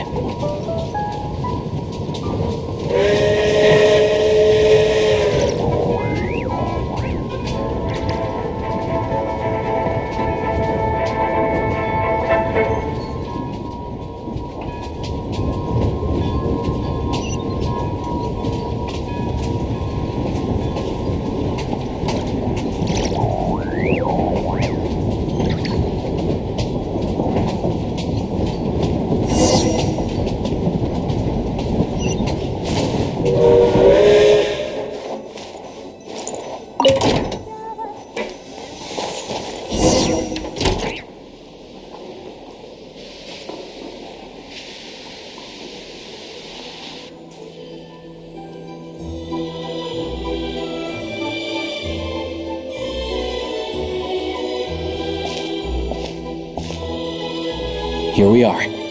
Welcome to Snezhnograd train station, the biggest transport hub in the nation.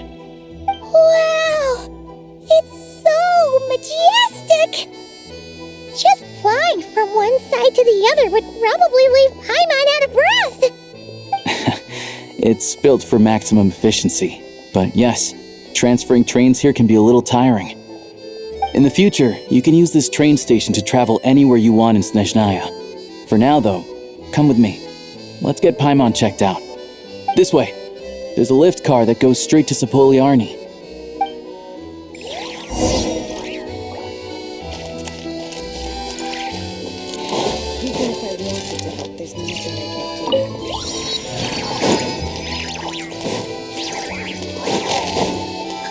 Look! They have really funny-looking hats! And those ones are about the same height as Paimon! But it looks like they can't fly! Those would be Volkudlak and Domovoy. You'll also see the winged Vila and the snowborn Snegovic amongst others. No wonder! We'd heard that Snezhnaya used to be the realm of the Fae. Paimon can really see it now.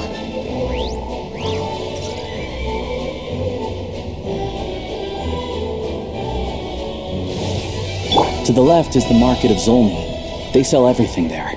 You can often find some nifty little trinkets. To the right, you'll see the Korolyevsky Theater in the distance. Look at that! Incredible!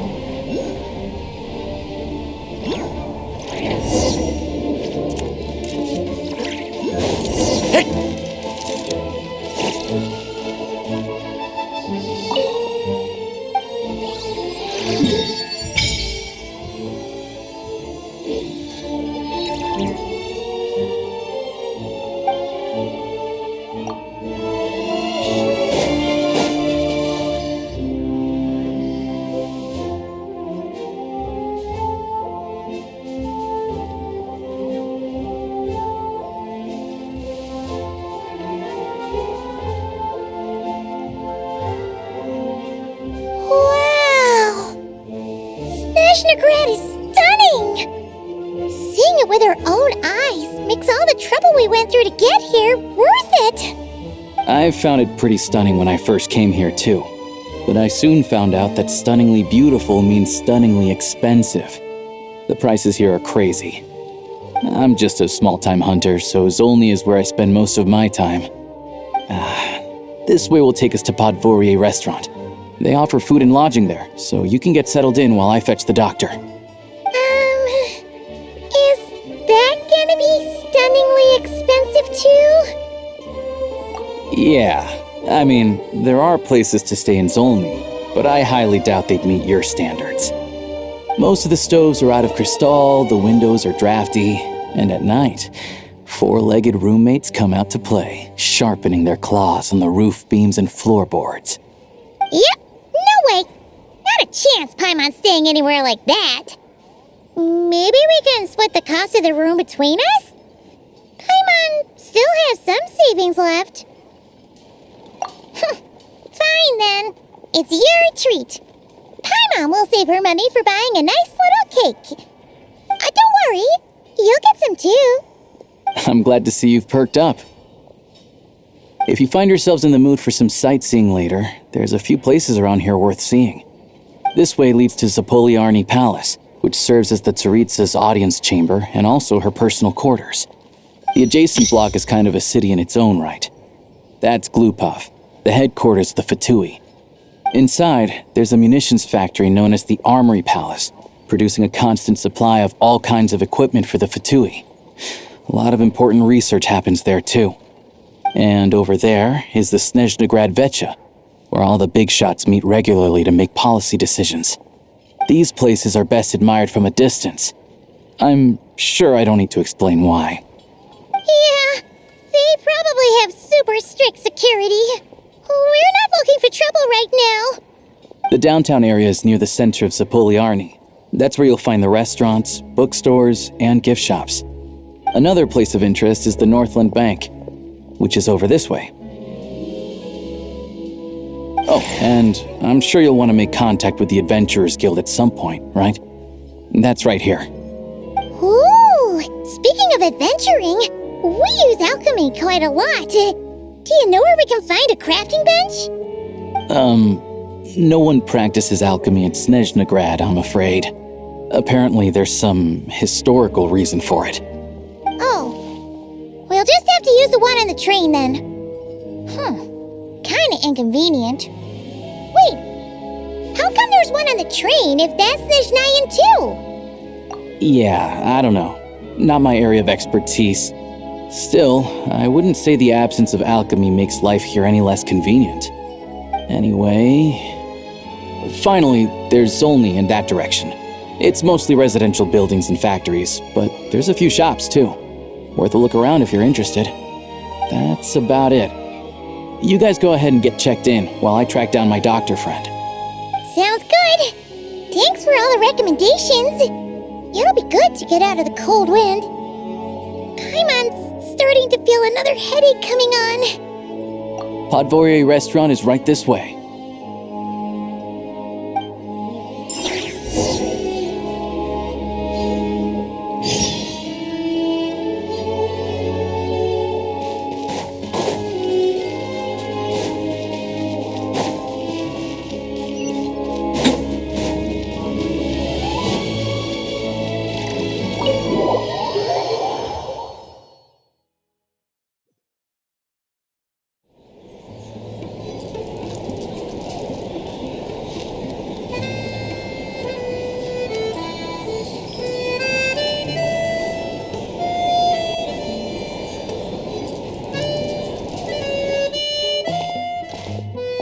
Looks like you get what you pay for, huh? Paimon likes this room a lot. Yeah, much better now that we're out of the cold. Oh, thanks for taking such good care of Paimon. Honestly, she feels kind of bad for throwing a wrench in the works. If this were anywhere else, we'd be out investigating and adventuring by now. But instead, we're stuck here waiting for a doctor. You're right. No need to push ourselves too hard for no reason. happened on our way into the city. Let's review what we've learned so far and try to figure out what to do next. Obviously, the million-more question is, what is this Tsaritsa planning? Everything else leads back to that. Sure was. And so far, we've learned that in addition to the 7 Gnosis, her plan also requires a ton of energy. But we won't get to see her anytime soon. Alosha said that she went east to fight that big monster. It must be a pretty powerful one if it can blanket the whole of Snezhnaya in a snowstorm this awful. To be honest, what we're really lacking right now is information. The kind of information that only the higher-ups in the government would know, not word-on-the-street type of info. Paimon can think of a few people who might be able to help us, but... Right! And when we left Nagrai, Sandrone specifically left a message reminding us which side we're on. So, it's unlikely they'd tell us anything confidential about the Tsaritsa's grand plan. Yeah, fair point. Besides, that Glupov place is right nearby. We've got nothing to lose, so it'd be a waste not to go. There's gotta be someone there willing to talk to us, right? Maybe Arlecchino or Sandrone? Or possibly Tartaglia. But it's unlikely we could sweet-talk Arlecchino, let alone Sandrone. She basically told us to stay in our lane already. Yeah, the last time was all the way back in Fontaine, right? Too bad we missed him in Nagrai. Apparently, he came to help out. Hello. Is there a traveler and Paimon in there? That's Alosha! Come in!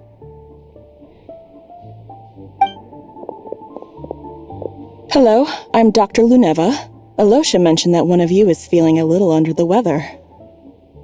I see. So you're my patient today, yes? And you're, Faye, I presume? Good question. Paimon's not too sure either, but she's definitely not the same kind of Faye as the ones we saw at the train station. Is that gonna be an issue? Not exactly. It's just, I'm used to treating human patients. Fae tend to be far more resilient than even the healthiest and most long-lived of humans. But don't worry, I do have some experience treating Fae. I've even diagnosed plenty of cats and dogs in my time. Safe to say, I have a fairly eclectic range of expertise. It'll be fine. Paimon's basically the same as a human, right? We're no different when it comes down to it, are we? That's just because Paimon knows how to eat. Now, please take a seat.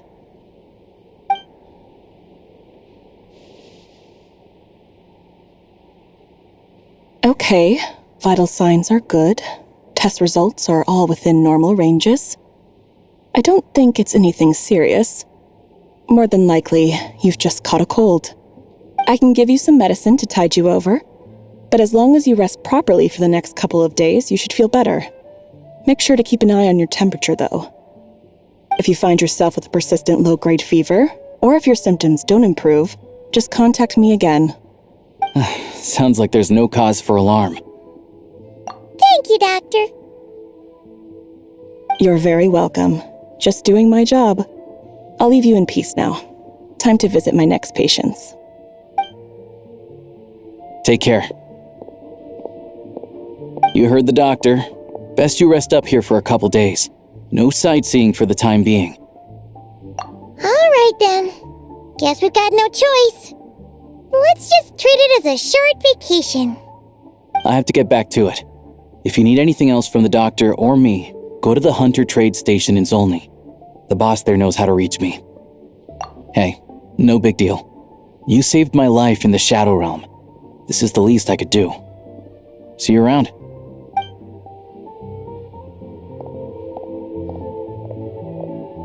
All right. Time to find Child and see what he can tell me.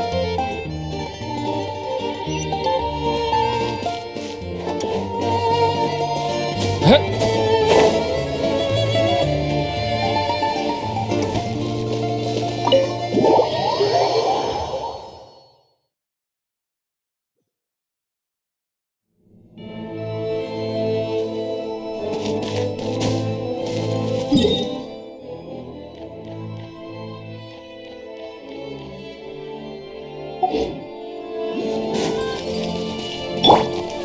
and stop me!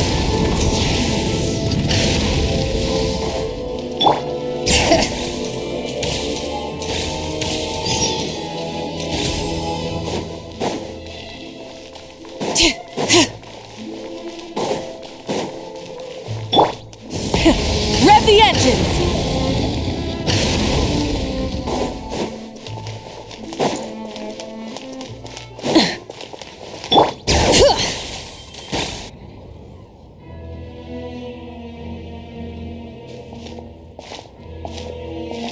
Hold on.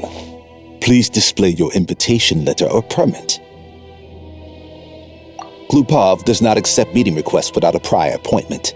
You'll have to apply per the advertised booking process and wait until your invitation letter is issued. Might I ask who you're hoping to visit?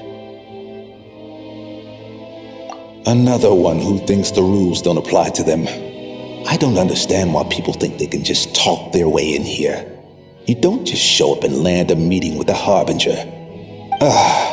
But I have to go through the motions for protocol's sake. Honestly, it's such a waste of time asking when I already know what the answer's gonna be. Wait a moment. I'll pass on your message. If Child is unavailable, you'll have to go through the proper procedure.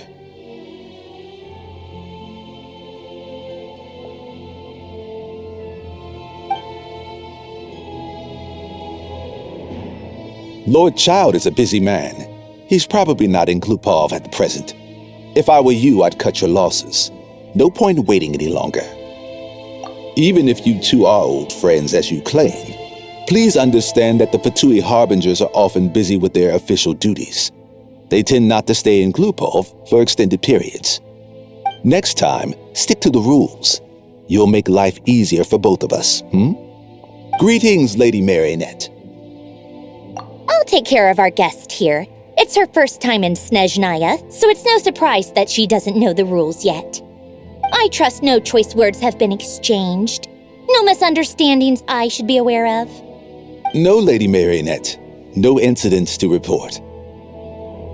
Whew, that was a close call. Good thing I played it cool. Is that right? Good to know. Under the weather? That's hard to imagine. She's always buzzing with energy. I take it she's still adapting to the climate. Happens to a lot of people. It's even colder here than in Nodcry. Has she seen a doctor? I can get you one if you need. All right then. Well, let me know if you run into any other problems. Why else? I was just about to sit down for some much-needed tea time when I heard that an old friend of Tartaglia's had shown up outside. No appointment, nothing. And, as obnoxious as it may be to show up uninvited at Glupov, I couldn't help but take pity on the poor soul who was waiting outside in vain. So I had no choice but to abandon my freshly brewed piping hot tea and come to see this mystery guest for myself. Well, I felt our time working together in Nodcry warranted some courtesy. I couldn't exactly let you freeze to death out here in the wind. Unfortunately, I can't invite you inside either. The rules of Glupov wouldn't allow it, and as a Harbinger, I have to lead by example. On the plus side, Snezhnograd actually has some class, unlike Nasha Town. Torchlight Books has a very nice selection of teas and cakes, so we can catch up there. Your treat, of course. Because I already wasted one perfectly good cup of tea today. That's why.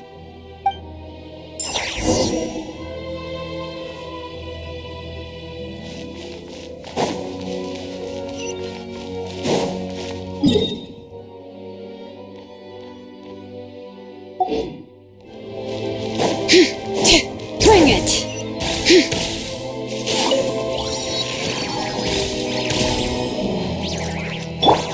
Try and stop me!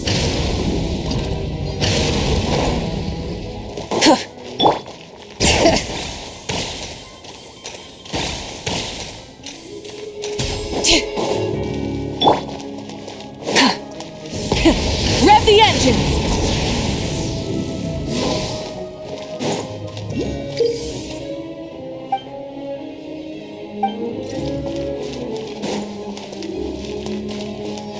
Bring it!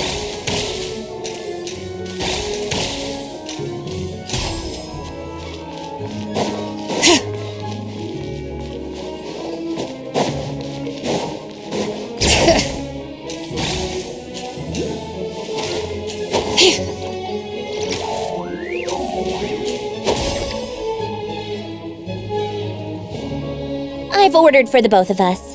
No objections, I assume. I'm sure you trust my taste.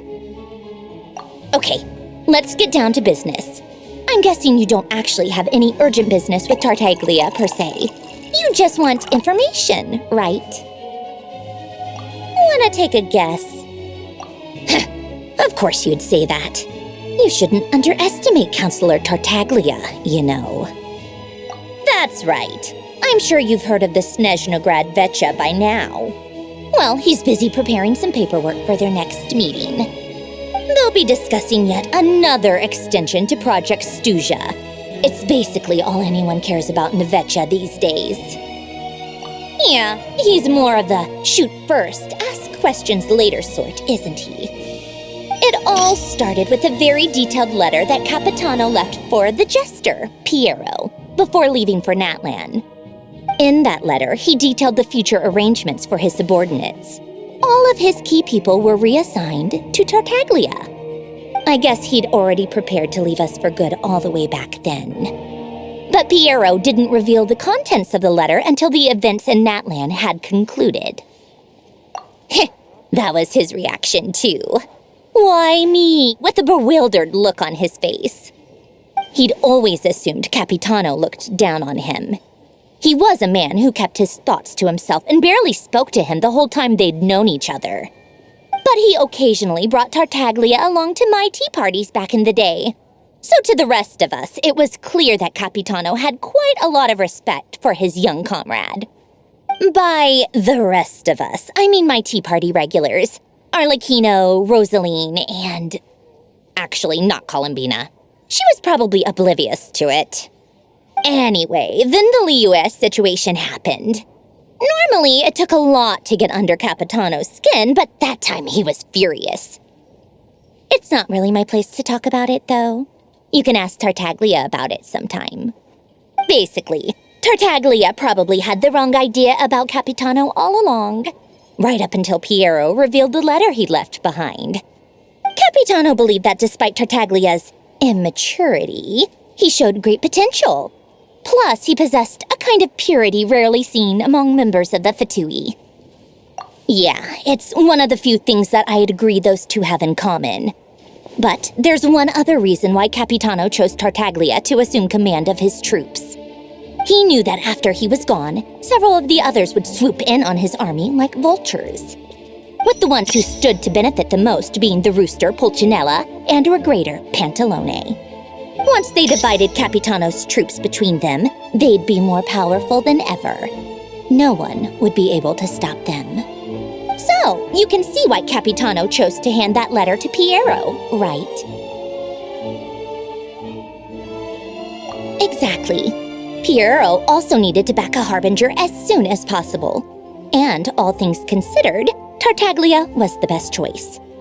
Even though Tartaglia has had the support of Northland Bank for a long time, he and Pantalone are ultimately not cut from the same cloth. I'd say Capitano made a good judgment call. Anyone else caught in this situation would probably feel like they'd been hung out to dry. His best course of action will be to distance himself from any shady business, while still maintaining friendly relations with Pantalone, but seeking Pulcinella's support at the same time. What's the point in having a tea party if you don't spill a little tea? Besides, none of this is confidential anyway. Ask any journalist out there.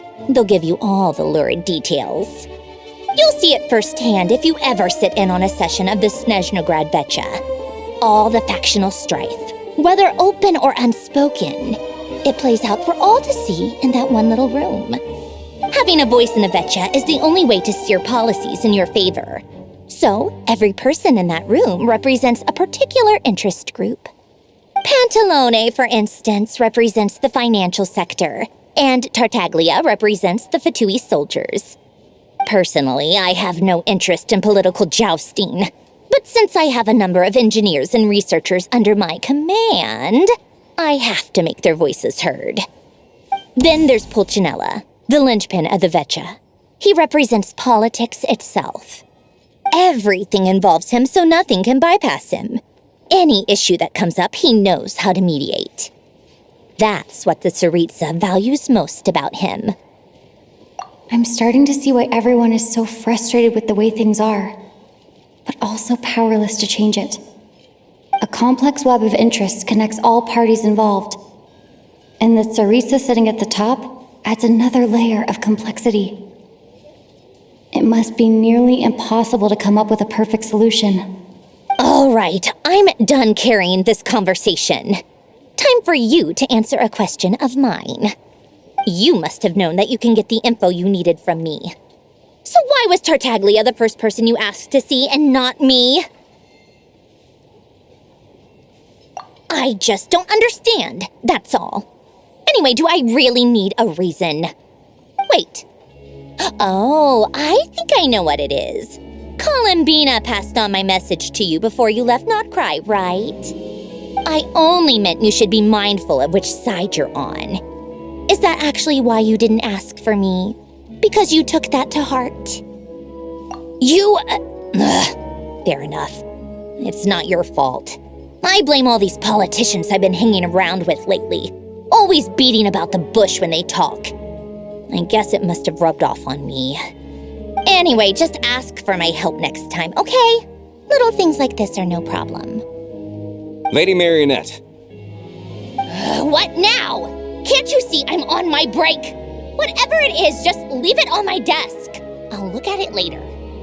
Sorry to disturb you during your break, ma'am, but I'm afraid it's an emergency. Isn't it always? I've told you before, fixing the tracks and transporting ice blocks does not constitute an emergency. The equipment in Svietlo-Laidovka is in urgent need of maintenance. With how the weather's been recently, we suspect that the cause is a buildup of snow, exceeding the maximum weight limit. The supports on one of the machines broke and fell, awakening a dormant beast and leaving many of the ice miners trapped in a nearby ice cave. Luckily, Odette's team was nearby and launched a rescue operation, but we're still facing a severe manpower shortage for both the rescue and engineering teams. I guess that's it then. Our tea party will have to end here. I'm the only engineer you'll need. Do you actually want to come with, or are you just saying that?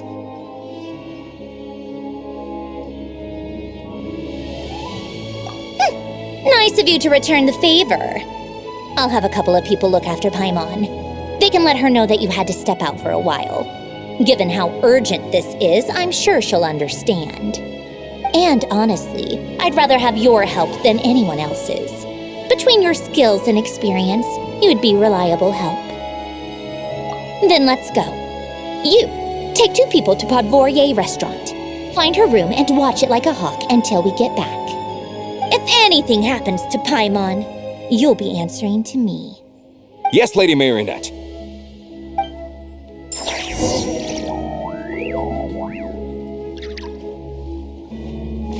Wait a moment.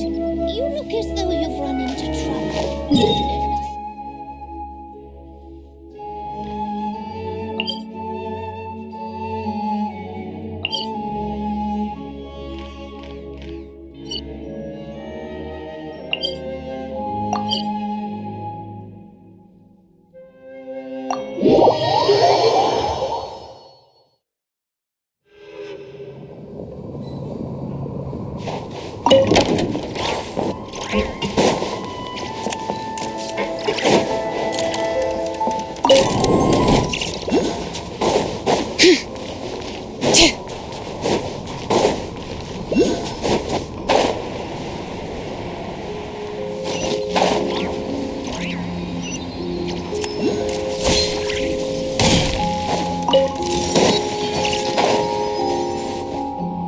They weren't exaggerating. This is really dangerous. It's a good thing only one of them broke. From what I've been told, most of the trapped miners are over in that direction. Yeah, you do that while I check the rest of the equipment. I'll evacuate the people around here as I go. Meet me back here as soon as you're done.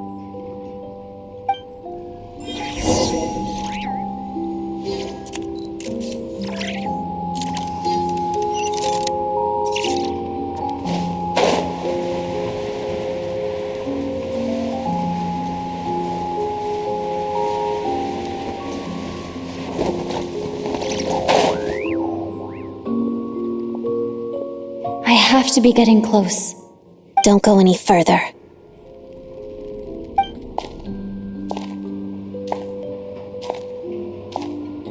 It's too dangerous here. There's a highly aggressive monster on the prowl. You need to leave, now. Ah, I see. You're the backup from Snezhnograd. Well, I'm Odette. Good to meet you. So this is Odette. She was the first member of the Fatui on the scene. There are 5 people trapped in the cave. Monster type is unknown, and so is its location. Let's go. Every second counts.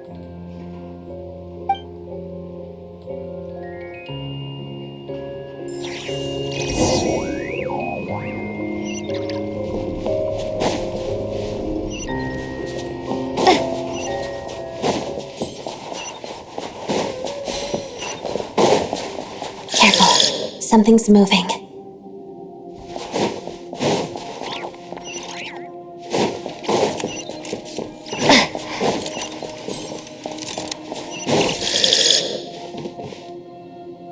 This must be the monster's shadow. Looks like a tough opponent.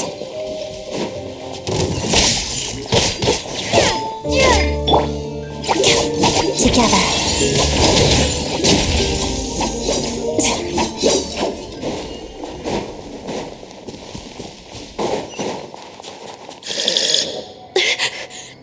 Stay back!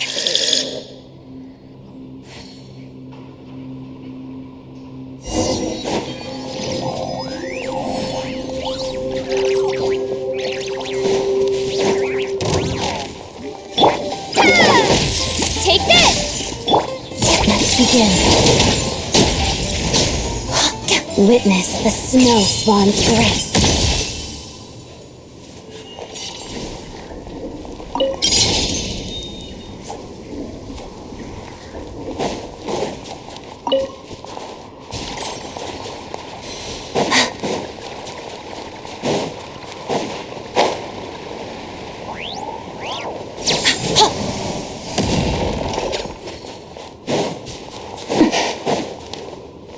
I see them. They're right behind the monster. The monster seems very agitated. It could attack at any moment. Let's make the first move.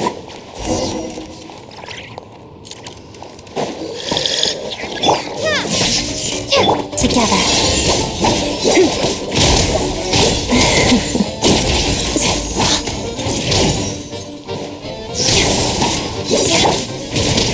Take this! Waltz of the snowflakes.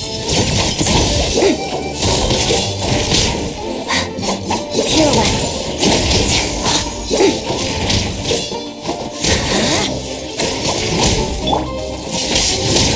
Let's begin.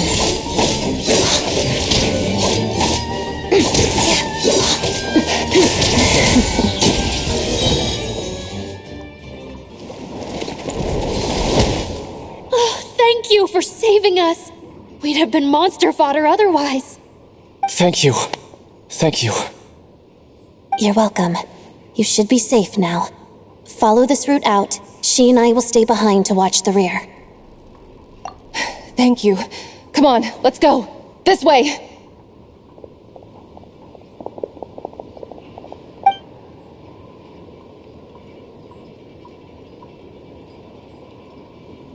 I've searched the area. Pretty sure the monster made a tactical retreat. Yeah, but with us here, it won't be coming back anytime soon. It may be small, but don't be fooled.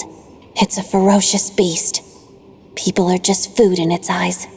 It's lucky we got here when we did. The trapped miners have been successfully evacuated. Time for us to leave. Wait, this place...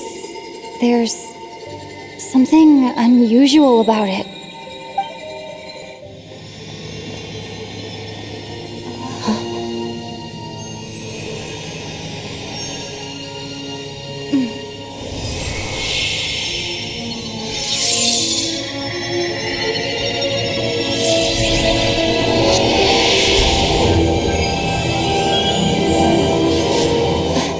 What is that? I don't know. It's back? Yes, it has family.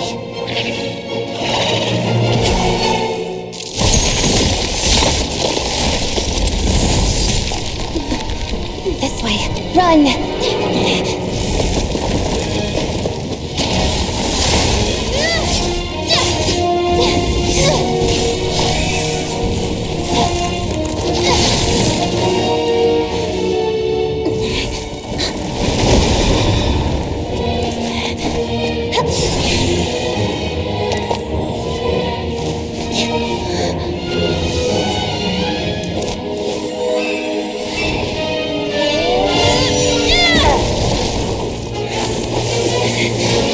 Thanks. Let's get out of here.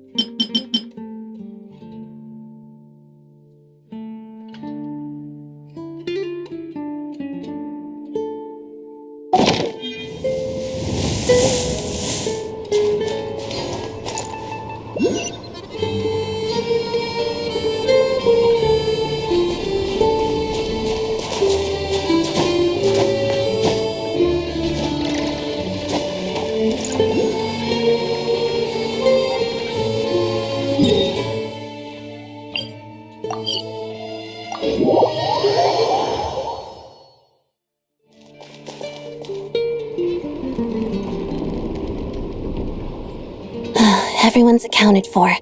We managed to rescue them all. We also placed a sign at the entrance to the cave, warning people to stay away. You really held your own today.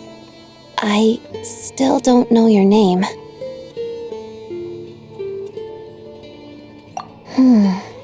Don't think I've seen you before. I'll remember the name. All right then. See you around. Hello, Lady Marionette. I hear the rescue operation was a great success. I knew I could count on you. What brings you here, Odette? Here for a performance? No, a Fatui mission. I happened to be nearby and heard the crash. She hasn't introduced herself then. Odette is the prima ballerina of Snezhnograd. She's quite the celebrity. If you ever hear people mention the two crowning jewels of the Korailievsky troupe, they're talking about Odette and the prima donna, Vodianitsa. On top of that, Odette's also a rising Fatui star. It's looking likely she'll inherit the title of the Fair Lady. She learned all her combat skills from Rosaline herself. Used to be one of her most valued subordinates, too. You flatter me, Lady Marionette. If she's Rosaline's protege, that makes me... never mind. There's no need to bring it up. No point making things awkward. How's progress on your end, Lady Marionette? Equally successful. I finished reinforcing all the equipment. Took me a little longer without Polonia's help. But the outcome is the same, of course. Even if the heavy snowfall summoned by that monster lasts for another 3 months straight, this equipment won't give way. All right, now that we're done here, it's time to get out of this blizzard. Sure, but Snezhnograd will send someone to investigate and draw up a relief plan. Ugh. And I guess I'll have to write the incident report myself this time, since it involves a mechanical malfunction. First, Pantalone needs to approve the budget, then Pulcinella has to sign off on the plan. Once they've argued it out and reached a compromise, we can move forward. That's the rough process anyway. Could take anywhere from a couple of weeks to a couple of months, depending on how smoothly it goes. Yup, nothing we can do about it. There's a whole stack of incident reports like this back at the office. The snow has eased a little for now, but there's no telling when that will change with that monster still at large. Fuel for heating is in short supply, and relief is weeks away. There's no immediate threat to life, but still, it just feels like there should be a better way. Hey, quit daydreaming. Let's get back to Snezhnograd. When did you get a new sword? I found it in a cave. It handles pretty nicely.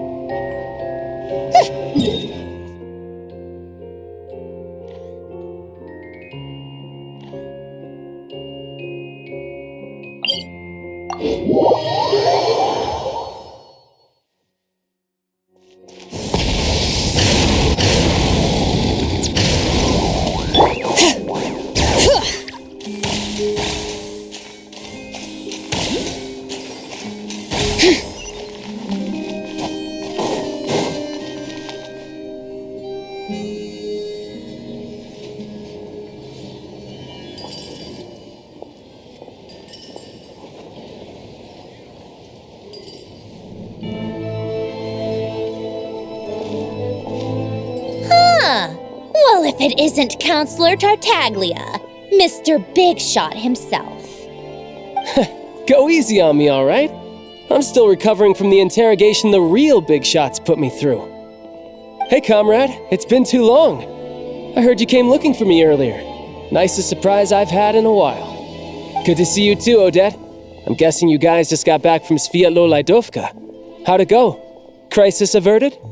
It went fine. How about you? Any new developments? Not really. Same as ever. Growing opposition to Project Stuja, and the usual rebuttals are starting to ring hollow. The results of the mock vote were pretty dire. Pulcinella was fuming. I've never seen the old man so angry. That's not good news. It takes a lot to rattle him. Yeah, obviously if push comes to shove, there are ways to crack down on dissent. But... Sorry, I have to ask something. This is going to sound blunt, but may I? Huh? Of course, fire away. It sounds to me like everyone's tearing their hair out trying to figure out how to deal with opposition to Project Stuja. But what exactly is this project's purpose? And how can it be so important that even people like you two refuse to stand up for the ordinary people of Snezhnaya? Interesting. I gotta hand it to you, comrade. You sure don't mince your words. Excuse her? What does she mean, refuse to stand up for ordinary people? Oh my gosh. How does she dare speak to the Harbingers like that? Are you interrogating us now? It's okay, Sandrone. Let me explain. I think I understand where she's coming from. If I could, I'd take your side right now. In fact, my position's very similar to yours. I've only held back on casting a dissenting vote in the Vecha because the Tsaritsa would never let me get away with it. Still, I have a responsibility to the Fatui armed forces, so I do what I can to make their voices heard. Most of them are just regular folks from small towns far from the capital.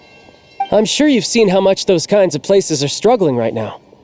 Oh, and for what it's worth, I'm from Arepasak myself.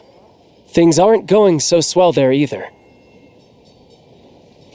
The Tsaritsa wants to create a better, safer future for the people of Snezhnaya, but she's thinking long-term.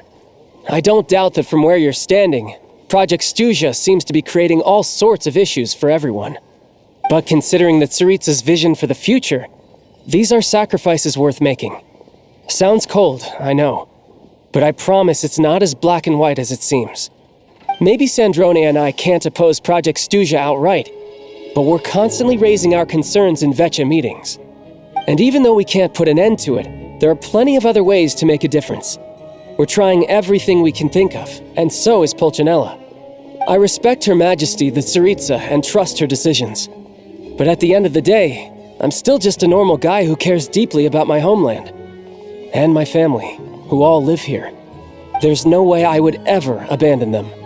As contentious as things can get within the Vetcha, there's no selfishness or malice behind it. Everyone wants to get through this period as smoothly as possible. The issue is that there's no way of pleasing everyone under the present circumstances. Most of the time, we're trying to decide on the lesser of two evils, which obviously isn't a great look. But that is not the same thing as being blindly loyal to the Tsaritsa. No one's got their head in the sand here. We're all well aware of the way things are. We're just doing our best to make it work. In fairness to Sandrone, she rushed to Sviatlo Laidovka's aid the moment she heard that people were in danger. And even Tartaglia, who used to only care about the thrill of the fight, is clearly doing his best to rise to the demands of his new role as counselor. Hey, come on. There's only so much we can say, so don't press us too hard. Look, I know how untenable the Tsaritsa's position looks if you don't understand her motives. Maybe you've heard already, but she's currently leading her army on a campaign to the east to defeat the monster that's been causing these brutal blizzards. Striking that monster down will be a significant step in dealing with the present energy crisis. As laser-focused as she is on realizing her lifelong ambitions, she's still putting time and energy into taking down this powerful monster. To me, that says a lot. If she thought Snezhnaya and its people didn't matter in the grand scheme of things, why would she waste her time on something like this? Thanks. I meant every word I said, though. I wasn't just trying to placate you. I've already done more than enough diplomacy for one day. I still think this adventurer raises a very important point. Our two harbingers have made their positions very clear. But there are many others in the Vetcha who must feel trapped and forced to vote against their conscience. I think it's a very valuable quality to be willing to speak one's mind, despite the risk of offending powerful figures. You can say that again. I highly doubt we'd feel the need to explain ourselves so much if we didn't know you so well. Forgive me, adventurer, but might I be so bold as to ask about your background? How is it that you can converse so openly with two harbingers?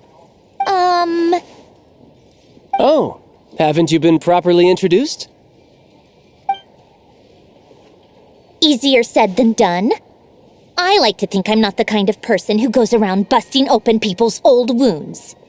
I've only learned her name so far, and no details of her experiences. Is something wrong? Uh-oh. Is there no avoiding the subject of Rosaline? No, it's just... All right, I guess there's no getting around it. This is the world-renowned traveler who helped resolve the storm terror threat in Mondstadt, cleaned up after the mess I made in Liyue, and then went to Inazuma, where there was a duel before the throne in which the traveler defeated Rosaline. I'm sorry. I didn't think you two would be seeing much of each other, so I figured it wasn't worth bringing up. It's fine. It was a long time ago. It's fine. Sorry, I just remembered that we have a rehearsal coming up. Please excuse me. I should get going.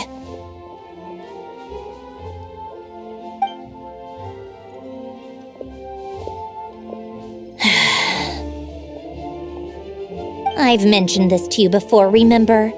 She was Rosaline's most valued subordinate. But they didn't actually get along. Not that Rosaline was really the type of person to make friends, but death has a way of resolving a lot of conflicts. Don't let it weigh on you. Like she said, it was a long time ago. It's in the past now. Odette has a very different personality from Rosaline. Give her some time. I'm sure she'll work through it. Oh, by the way, where's Paimon? It's not like her to hide away. She hasn't been feeling well, so she's resting at Pavorier Restaurant. I got a couple of my people to look after her while we were gone. Oh, right. Sorry to hear that. Poor thing. Reminds me of when Tonya was little.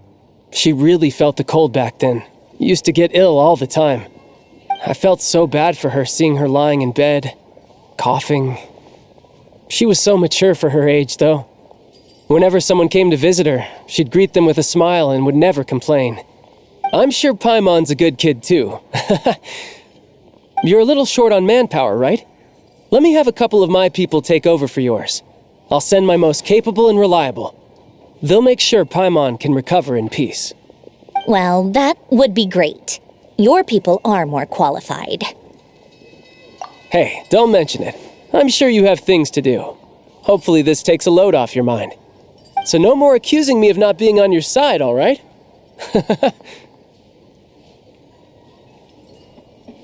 Already?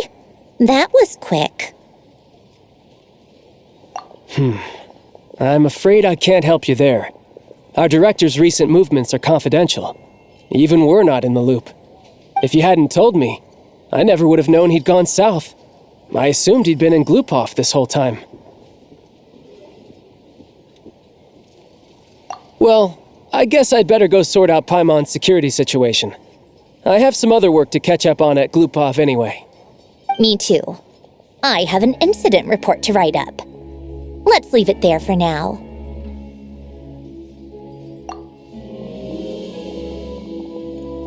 I guess everyone's in a difficult position. But Tartaglia's right. I have things to do. Things I want to do, and things I ought to do.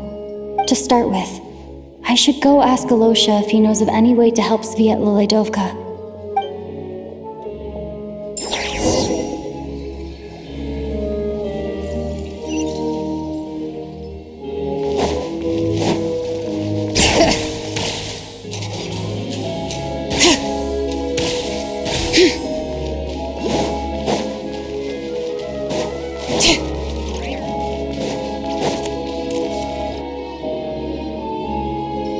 How strange. This sword seems to be vibrating of its own accord. It's a very faint vibration, but it's getting stronger as I get closer to the statue of the Seven. Does this sword have some connection to the statue? But all it does is vibrate, even when I touch it. That place I got this sword from was definitely out of the ordinary. Maybe I should try channeling the power of cryo?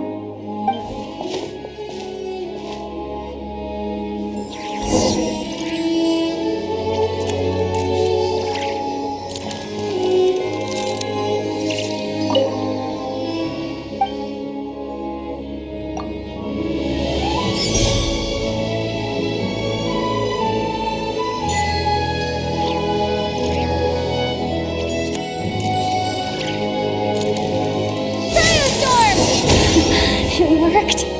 There really is something special about this sword.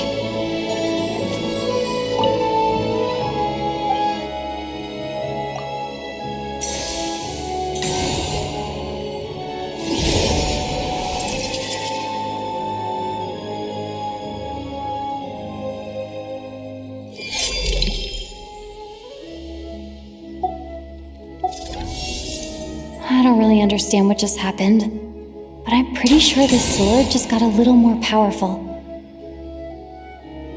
I'll have to try the same thing again when I come across another statue of the Seven. In the meantime, I better go find Alosha.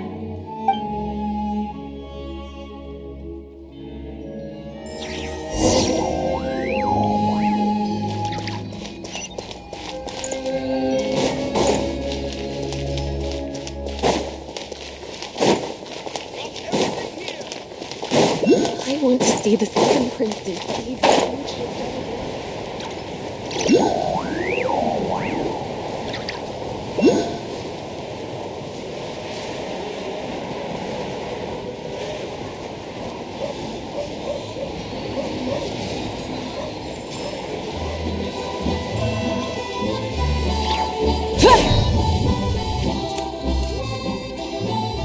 Hello there. How can I help?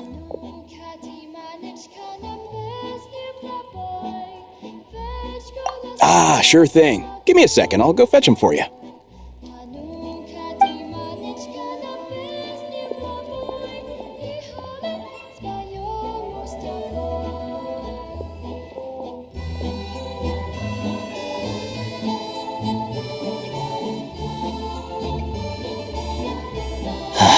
It's a familiar story. I've had similar experiences. Although Snezhnegrad doesn't deliberately delay or withhold relief, those first few days of waiting for help are always the hardest. It's a fundamental contradiction. If emergency relief can't be delivered in time, what's the point in even calling it emergency relief? Not necessarily. I think there's a good chance that Kresnik Kristall from Stratomoros will start flowing into the market.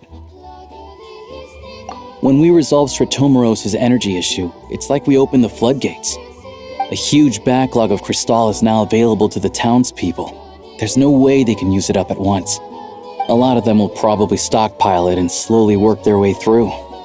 Probably a good idea, since energy prices are only going to keep rising. But there will always be people who urgently need Mora. Exactly. At the current prices, selling crystal is an easy way for an ordinary person to make a fortune. Hey boss, how much do I have left in my account? 1 second, let me check. So, you're planning on buying the crystal out of your own pocket? Yeah. I don't know if I have enough, so I'll chip in a little extra and buy as much as I can afford.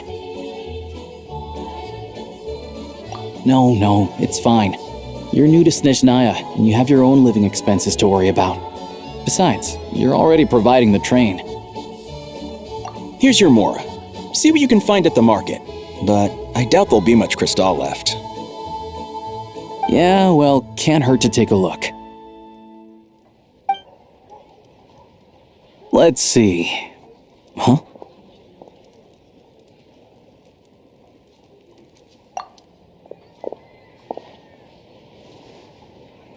Oh, Alosha, and... Hello? I didn't realize you two knew each other. Yeah, I take on some odd jobs in the city to supplement my hunting income. Sometimes I work as a cleaner or prop hand at the theater where Odette is one of the big stars, so I've met her a few times. When the weather's as bad as this, it's better for a hunter to adapt than to keep looking for game. Yes, and we sometimes need extra help.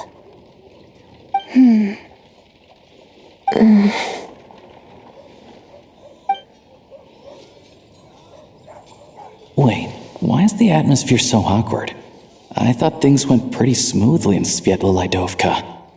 So, what brings you here, Miss Odette? Looking for some new props? No. After I got back to the theater, I couldn't stop thinking about the situation in Sviatlo-Lidovka. It bothered me so much I couldn't focus on my dancing. So I decided I'd come here and see if there's anything I can do.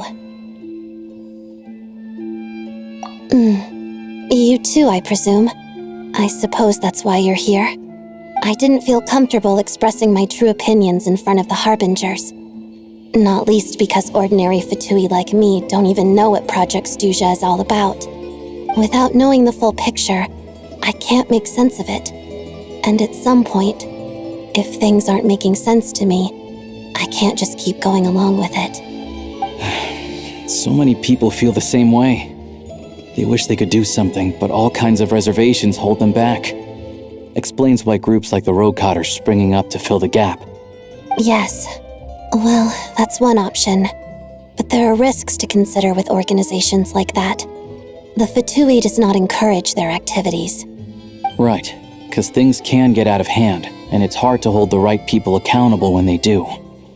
I've heard about a few cases like that.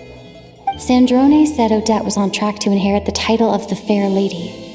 If so, she'll be able to find out what Project Stuja is really about. Still, it's probably a little soon to ask her about that. There may be more to the story. What's on your mind?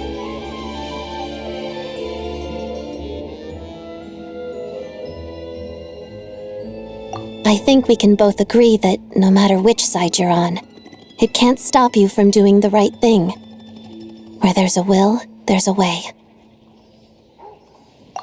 I know what Rosaline did while she was abroad. You made the right decision, so no hard feelings. So, what's your plan? Oh, we were gonna buy some crystal. I heard there's some on the market right now.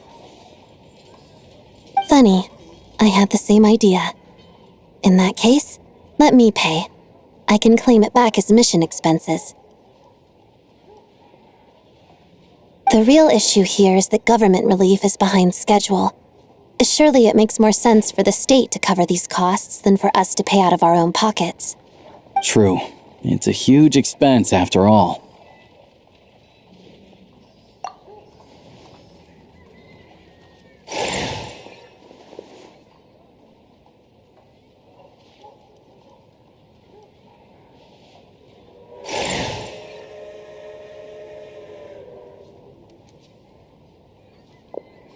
Let me see. I'll take it all, please. And I'll be needing a receipt. Right. Choose mission budget under the expense category, but be sure to specify emergency rescue operation in the description. Otherwise, the normal reimbursement limit will apply. Let's book this train. Regulations say that if we need to transport Kresnik Crystal during Project Stuja, extra carriages can be added 1 hour before departure.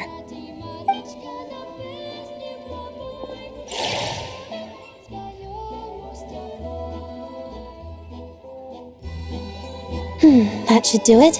The train will be escorted to its destination by Fatui guards.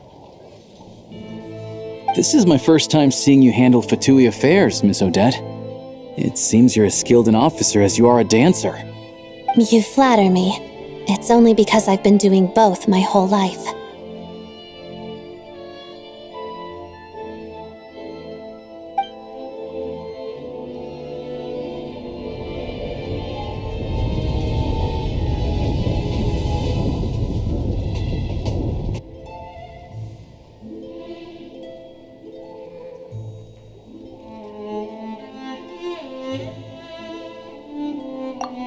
Anyway, I bet you've been non-stop today, am I right? Any idea how Paimon's doing? What's wrong? Who's Paimon? Her travel buddy hasn't been feeling well. She caught a cold right after they got to Snezhnaya. Sounds like she's important to you. I can't believe you've been dealing with this on top of everything you've been doing to help the people of Snezhnaya. I've got nothing going on right now, so I'll join you. I want to see how she's doing. May I come too? I have some candy that someone gave me back in Svietlolaidovka. Plus, I know a little bit about relieving cold symptoms. All right then, let's go.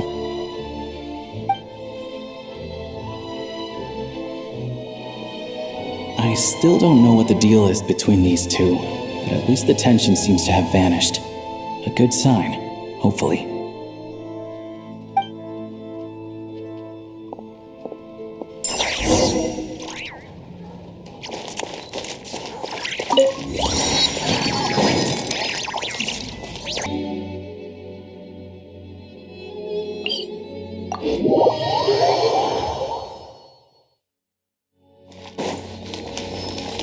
Light it up! Rev the engines!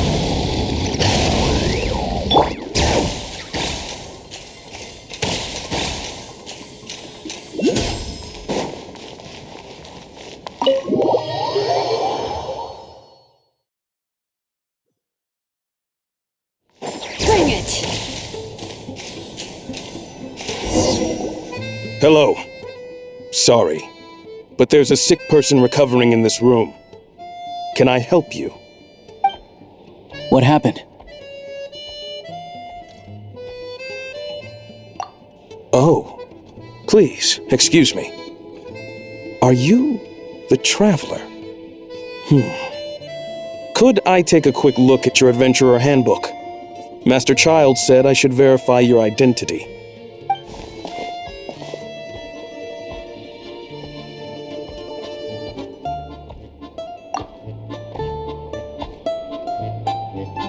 It's really you.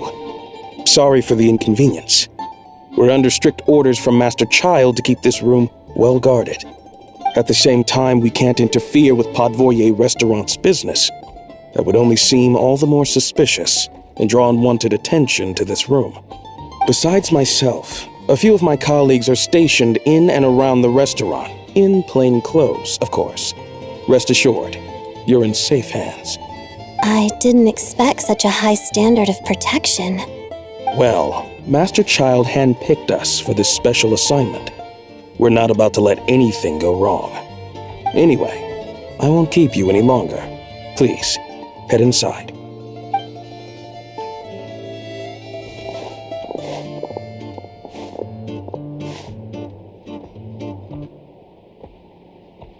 Traveler! Alosha, you're back! Oh, hey! Who's our new friend? Hi, I'm Odette. The Traveler and I crossed paths a few times. Another friend from the Fatui, huh? You're practically a member yourself by this point. Paimon's definitely on the mend. We should be back to our usual travels in a few days' time. Seems like that doctor was right. It's just... Paimon's limbs are still feeling a little chilly. I have just the thing. Whoa! What's this? Is that a flame inside an ice cube? Wait, is this real ice? How's it not melting? And how does the fire keep on burning? All keen observations. You're right. This is called core ignis. Whenever I've caught a cold in the past, I found I recover much more quickly if I place this by my bed. You're welcome to borrow it. Awesome! Wow! It's so nice and warm! It's like magic. Your name was Odette, right? How did you two meet again? Looks like she's in pretty good spirits. That's a relief. Any progress with your investigation yet? No surprises there, I'm sure. They're not likely to let anything slip. The Rokad, huh?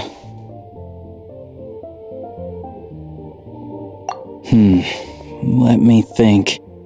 Members of the Rokad keep their true identities hidden, but I think there might be someone I can introduce you to. Leave it with me. Meet me at the Korolyevsky Troop tomorrow, and I'll tell you how it goes. Would anyone like a drink? I'm gonna head to the bar. Paimon will have... maybe some hot milk? Yeah. Paimon's in the mood for something warm. Enough with the secret chat, you two. Let's catch up properly in a minute. Paimon wants to know everything that's happened today. It'll be kind of like Tabletop Troop. No reason why listening to a story can't be an adventure.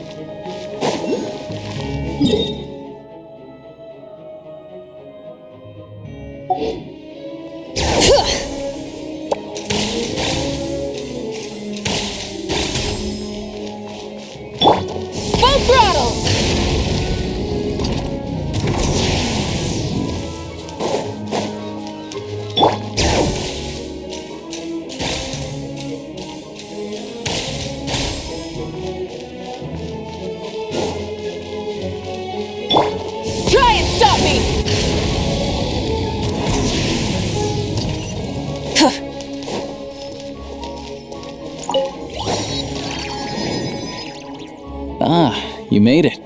I've got some tickets, and I managed to set something up with the Rokot. It'll have to wait until after the show, though.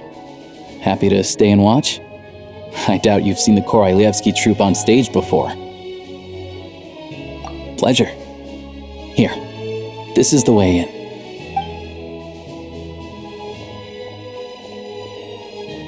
Please present yourself for a routine inspection in accordance with theater regulations.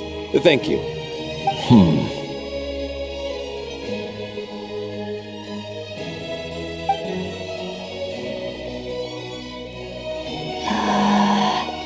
Is that guy with the fatui? Looks like he's waiting for something. Okay, all done. Thank you for your cooperation. Please proceed through to the theater.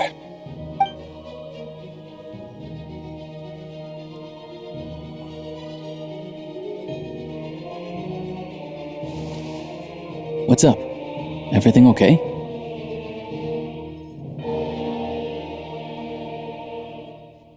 Snezhnaya's business and political leaders are always passing through here, so it makes sense that security's tight. Still, it's a little unusual to see the Fatui's Armory Palace guard here. You saw him, right? The guy right at the back. Strong, silent type. His name's Valeri. He's part of the Special Assignments Battalion, but I only ever see him here for one thing: to look for a guy named Mitya. Supposedly a researcher, though he never seems to put much time in at the office. The theater is one of his favorite places to hang out when he's playing hooky from work. But that's not for us to worry about. Let's go. The show's about to start.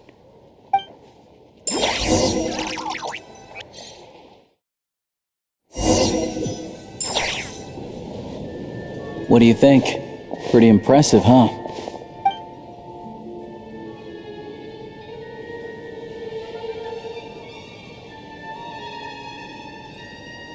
Oh, the one in Fontaine? I hear it's iconic. Never seen it for myself, though. Here we are, just in time. Sorry, coming through.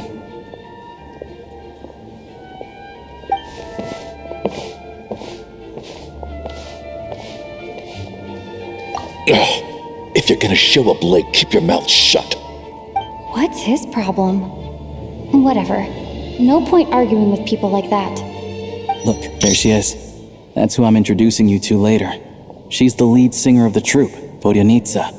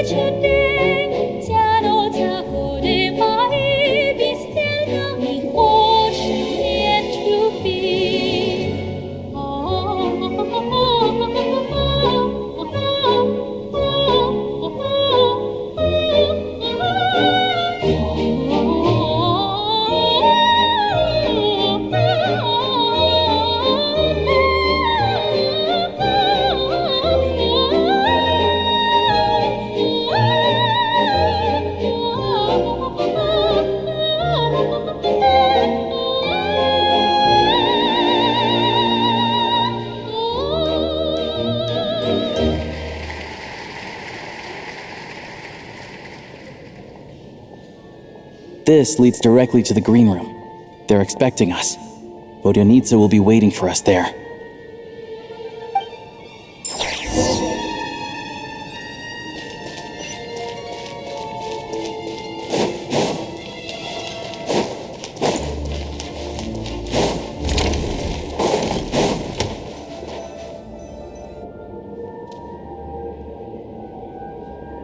Hey there, excuse me.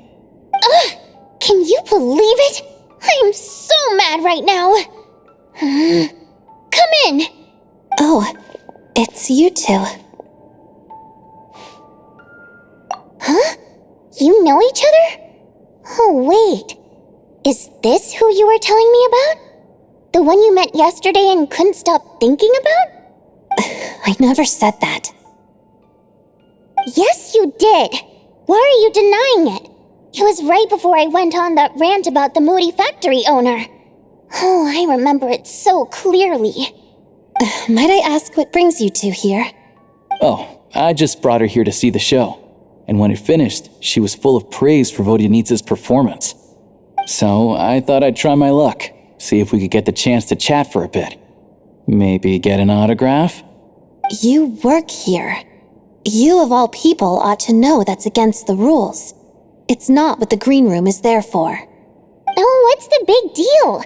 Come on, don't be shy. I can give you an autograph. You can take a picture too if you want. Do as you please. I finished all my shows for the day. I'll leave you to chat.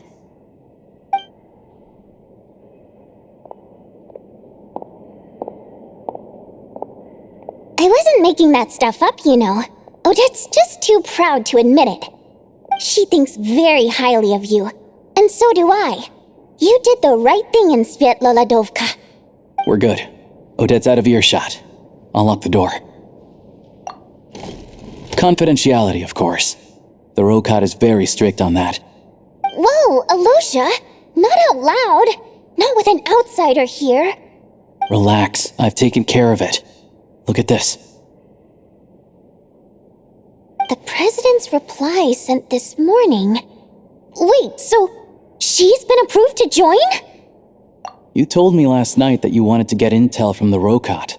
Unfortunately, Rokot intel is only available to members. But ever since you set foot in Snezhnaya, we've been working together. I've seen the way you work, your character, and your motives. Everything about you is perfectly in alignment with what we're trying to achieve in the Rokot. So I figured I might as well cut to the chase. I wrote a letter to the president explaining your situation, including just the right amount of detail. His approval came very quickly. Of course, it's still your decision whether you want to join or not. We'll respect your choice.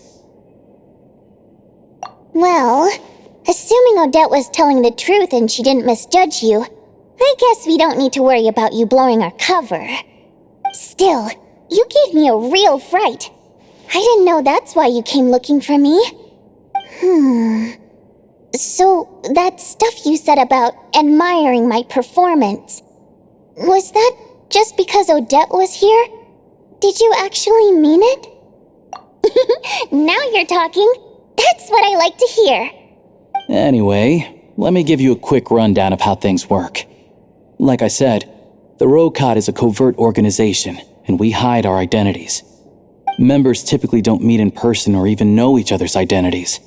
This helps us maintain a high level of independence and secrecy. Because of this, members are basically free to decide their methods without constraints, so long as the outcome of any activity doesn't violate the organization's principles. After all, we don't have any ostensible contact with each other. This way, if anything goes wrong, no one else will be implicated. Beyond the freedom to choose how you operate, it's also your choice whether to act at all. We have plenty of members who have yet to take any action.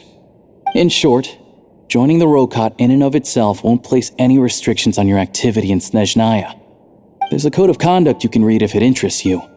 But basically, as long as you don't plan on using your anonymity to go around doing evil, you'll be fine. I tried reading it 5 or 6 times. Never made it all the way through. Even the most lackluster script makes for more interesting reading. Great. Then I'll go grab an official application form. Be right back.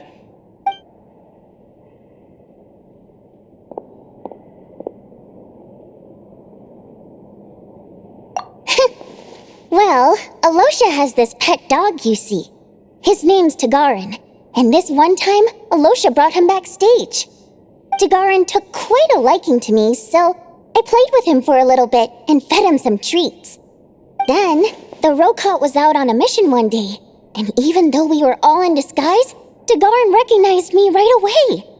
Just a coincidence, really. We didn't report it to the higher-ups, though, to avoid dealing with the fallout. Like my job at the theater, for instance. I really needed to make ends meet. By the way, what were you complaining about just before we came in? Did everything go okay with Chuganov? Everything did not go okay. That's why I was so mad.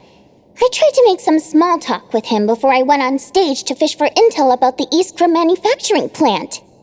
But he wouldn't take the bait. No matter what I said, he kept dodging the question. And then he started complaining. He said he didn't appreciate his second-rate seat in the stalls because he usually gets a private box. I mean, what did he expect? Everyone knows that if you want a box seat, you buy a ticket well in advance. But instead, he sends me a letter the day before the show when we're practically sold out. I had to juggle things around just to get him a half-decent seat, hoping he would appreciate the gesture enough to share some information. But nope, he didn't give me anything. Yeah, meeting Chuganov in person has definitely been a disappointing experience. Oh, you probably don't know who we're talking about, do you? Chuganov was that older guy you were sitting next to today. I'm sure he didn't make a great first impression on you either. To the citizenry, he's a family man and a kind boss. But our interactions with him tell a very different story. It's one thing to ask for a favor, but he acts like it's his right. He always expects special treatment.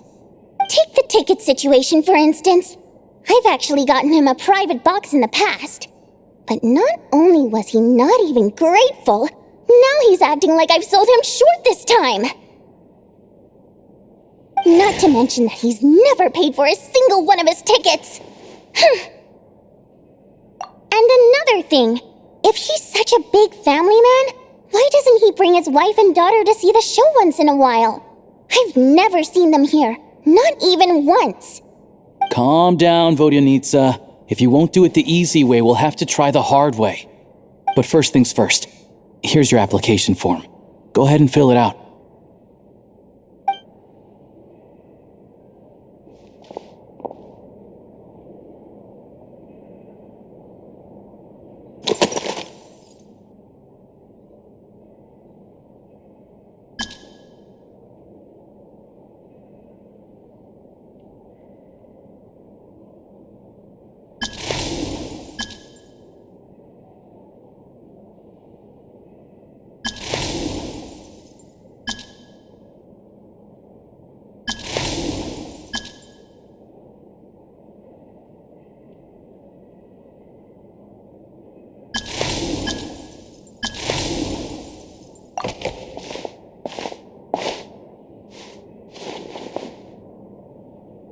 Excellent. We'll hold on to this for you. All right. Now that we're officially Rokot comrades, I can tell you. Chuganov is the target of our current operation. Recently, we've done some recon work at the Iskra manufacturing plant, which pretty much confirmed that their energy consumption is way beyond the legal limit. All we need now is some direct evidence to present to the Vetcha, so we can demand that they shut the plant down. That way, the Kresny Crystal can be allocated to where it's needed most. I was hoping he might let slip during one of our chats, but he's too tight-lipped. We'll have to find another way. I'm meeting another regular theater goer tonight, miHoYo. But Valeri's here too, and he's probably looking for miHoYo, so he may end up being a no-show. Don't you worry. He must know how to dodge Valeri, or he wouldn't be showing up on time for every performance. miHoYo is a renowned energy expert. Although we can't get any direct evidence of the excessive energy consumption at the plant, we can accidentally let the information slip to him. The authorities should take someone like him seriously. So if he starts raising questions about energy use at the Iskra manufacturing plant, there will be a proper investigation. Also, we're not allowed on site, but he has clearance. So all we need is his cooperation. Yeah, so that's the other thing we're trying to figure out. Though I think we're far less likely to make any progress on that front. Still, I hear that miHoYo is a bit of a chatterbox. So, who knows? Maybe if we catch him in the right mood, he'll let something slip. What do you think? Sound like something worth your time? 「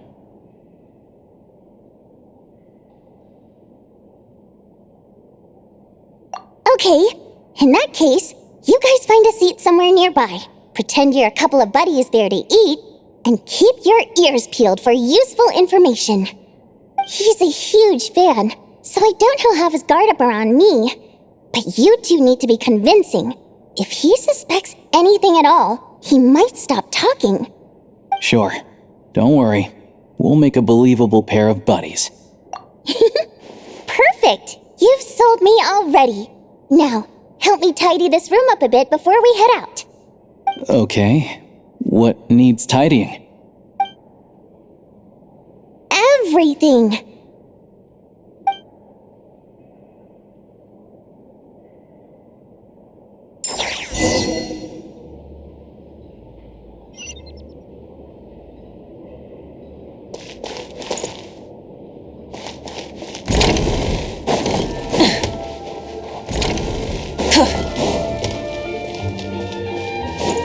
Full throttle!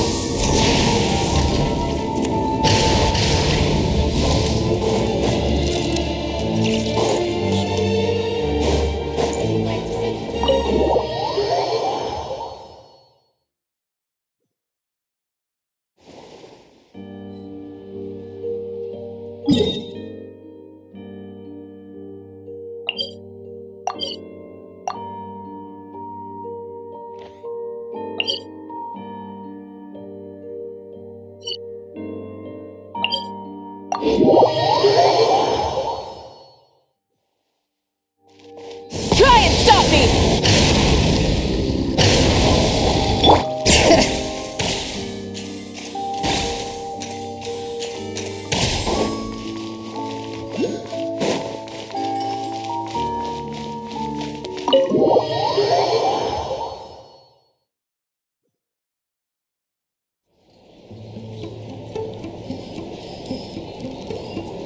We come here often, so we shouldn't stand out. Let's sit here. Now, it's up to Vodyanitsa. Let's see how the conversation goes.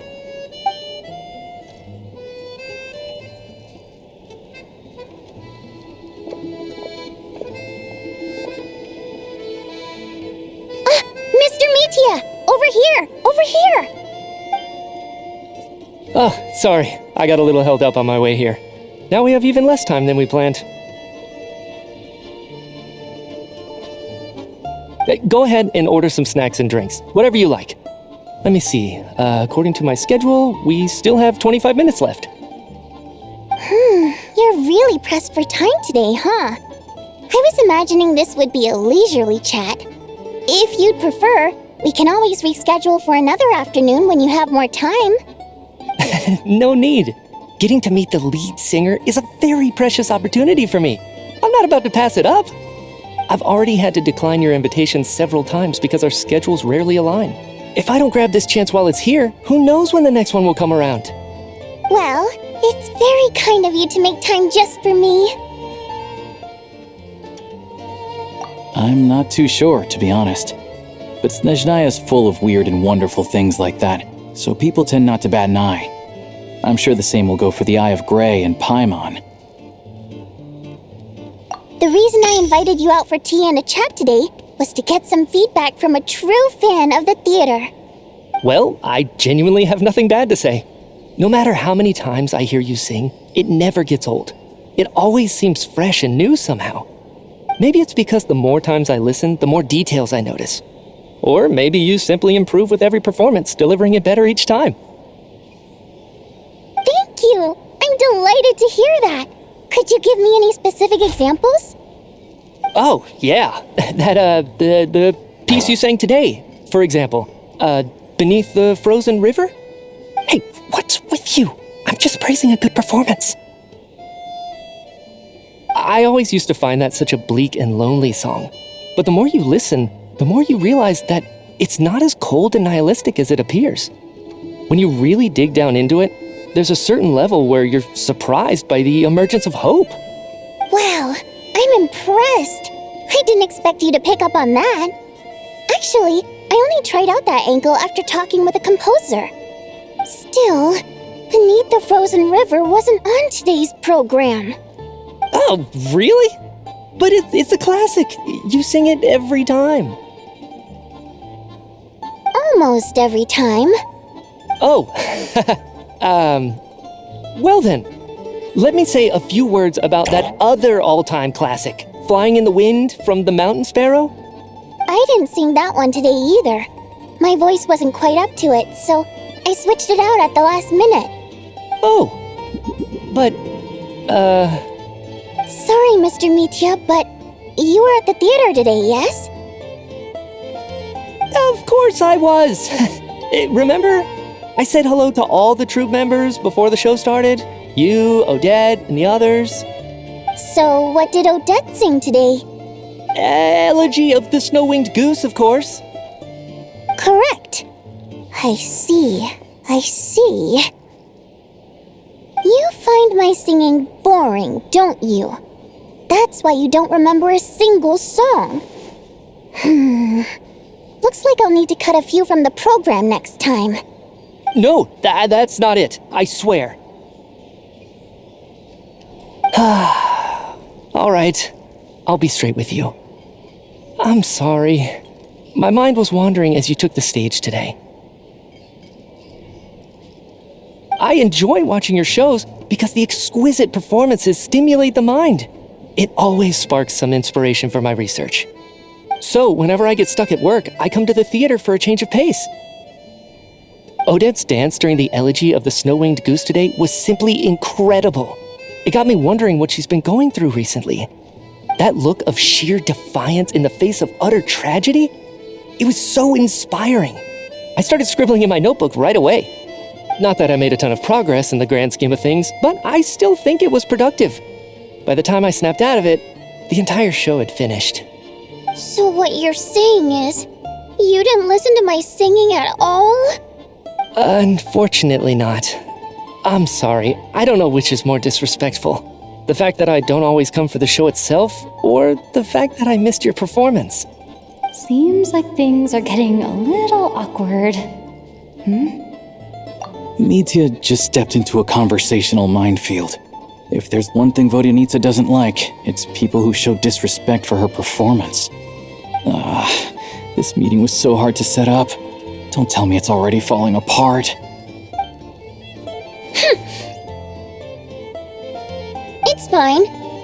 I suppose this is affirming in its own way. At least, it shows that our performance really touches people's hearts, right? Don't let it bother you. It certainly doesn't bother me. She's showing a lot of restraint.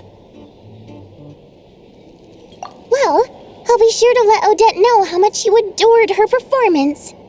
Please don't say that. I always love your performances too. It's just that inspiration struck at the wrong time today. I'm usually all ears. I know, I can tell. That's why I value your opinion. I'm sure some people can't stand it when others praise their coworkers right to their face, but not me. No, sir. Fair enough. I still feel kinda bad, though. But you know what I really can't stand? People who only show up to the theater to pretend that they're cultured. Makes me sick to my stomach. Oh, yeah, 100%. There are too many of those people around. By the time they're walking out the door, they've forgotten all about the show. What's wrong? You look furious. I don't know if you've heard about the boss of the Iskra manufacturing plant. He isn't even a theater investor, but he always demands the same privileges as actual investors. Box tickets only, premium drinks, even the right to request specific songs. Well played, Vodyanitsa. Seems like she's harnessing her rage to steer the conversation back on track. Now that you mention it, I've interacted with that guy before. I gotta say, everyone holds him up as an example of a benevolent businessman, but I don't know. I don't see it. Yeah, he couldn't care less about what's happening on stage. He's just there to flaunt his social status. I hate that I have to prepare programs for guys like that. What's the big deal with that factory he runs anyway? I asked around a bit and heard some pretty shocking stories. Sounds like he's just another greedy capitalist. Oh, really? Yep, the things people are saying are pretty damning. Low wages, insanely long working hours, equipment running around the clock. And as if that's not bad enough, he also strictly forbids his employees from giving any kind of interview. Project Stuja has now been extended so many times, we're at the point where crystal rations for the common folk are barely enough to survive on. Yet he even wants to get his greedy hands on them just to boost his own profits. If the rumors are true, he's in serious violation of the law. Interesting. So you've heard about it too. What? So it's really true? Who knows? I've only heard the same rumors you have. But there's no smoke without fire. The Rooster's been coming down on us hard lately, demanding that we track and trace every single batch of Crystal. My coworkers in the Department of Energy have been tearing their hair out over it. The Rooster? I didn't realize he cared that much. Yeah. Even though there are no restrictions on Crystal trading, the poor will wind up freezing to death if we let the rich buy as much as they want. That's clearly unfair. Looks like we'll need to arrange an investigation into the Iskra manufacturing plant as soon as possible. I never knew you kept up with current affairs beyond the theater, Miss Vodyanica. You really have a heart for the common person. Most Fae in your position have long been indifferent to the plight of humans. Well, those of us who choose to live in human cities are naturally going to pay attention to any significant upheaval. Isn't the Rooster a Fae himself? I'm just surprised to learn that even someone with as much experience as him is getting so stressed out over Project Stuja. What is the end goal of this project anyway? This is it. We're finally going there. I'm sure Mitya can sense on some level that she's fishing for information. But since their conversation is so relaxed, he might just let something slip. It's stressing me out too. If I'd only made better progress with my research, things wouldn't have dragged on this long. Oh, so your work is related to Project Stuja? That's right. The Armory Palace needs a brand new energy source. Not the power of the Light Realm and not elemental energy. Right now, the only thing that meets the requirements is the power contained within stellar linchpins. But harnessing that power is costly. Each step of the process requires enormous amounts of Kresnik crystal, from extraction to quantification to attempts at conversion. Progress has been painfully slow, and the team is getting burned out as time goes by. Sometimes, I see people staring into space as if in a trance. Could it be that this new energy source has side effects? No, it doesn't affect us, because the energy is used for... Okay, I got it. Stop choking me. Sorry, I can't talk about that. I think we're all just exhausted. We've been working ourselves to the bone for so long with so little progress to show for it. It's no wonder people are struggling to stay motivated. Seems like I owe you an apology. I shouldn't have gotten so mad at you for not paying attention during the show.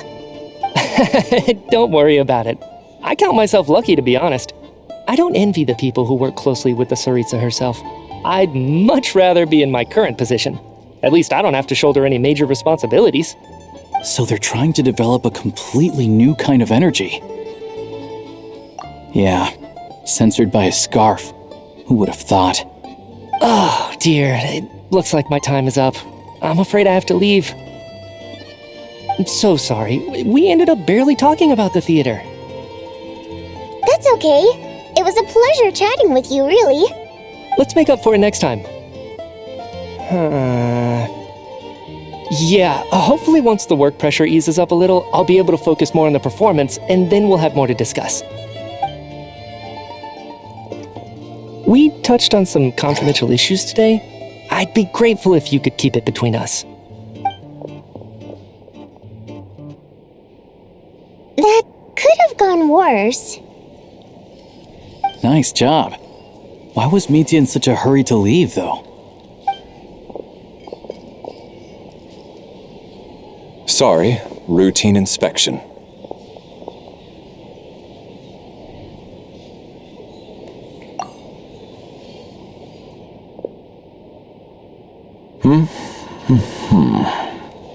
Okay, let's go. So he wasn't rushing to get back to work. He must have calculated that Valeri would find him here in exactly 25 minutes. That's frighteningly accurate. One of the main duties of the Special Assignments Battalion is to ensure that important figures stick to their schedules. All right, time for us to get going too. Excuse me, check please. We'll settle our check too then. Oh, hello there. Mr. Mitya paid the check before leaving. He also asked me to pass on a message. He said it was an honor to share his tea break with Miss Vodyanitsa and her two friends. Wait. So he knew we were here all along? This raises a lot of questions. Did he deliberately mention the new energy source so that we'd overhear it? Maybe his work isn't confidential after all. Maybe the key here is the purpose of this new energy. I guess that's the next thing to look into.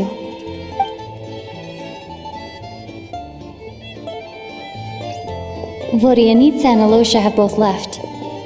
Time to head back and call it a day.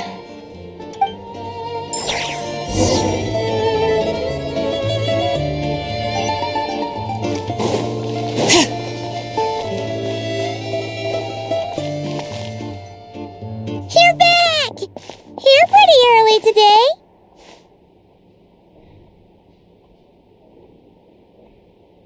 Paimon was just gonna mention that.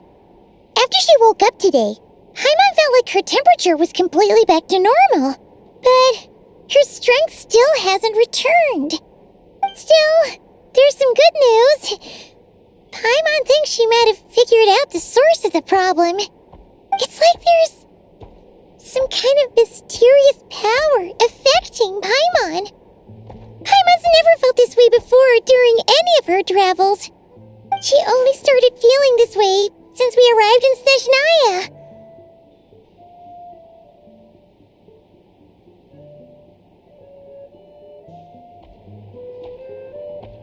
That's right. The Armory Palace needs a brand new energy source. Could that have something to do with this? What is it? You're making that face again. You know, the one you get whenever you have a light bulb moment?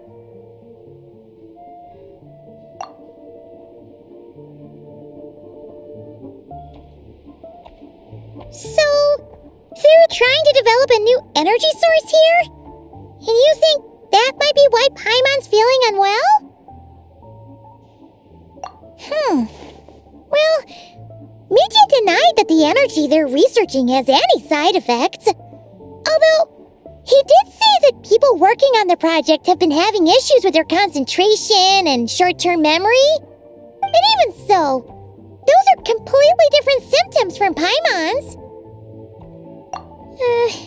It's pretty faint, so it's kind of hard to tell. But, if anything, it seems like it's coming from roughly the same direction as the Armory Palace. Sure, Paimon's with you there. But how, though? The Rokat only has a limited amount of intel. Oh, great point!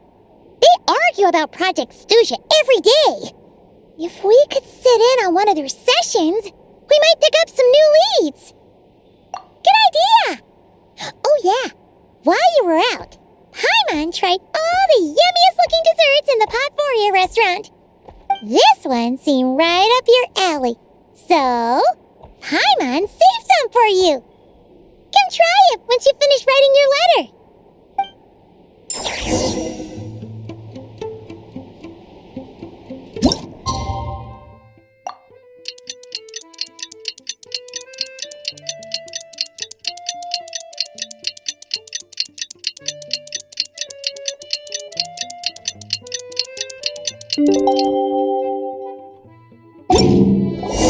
Alosha replied.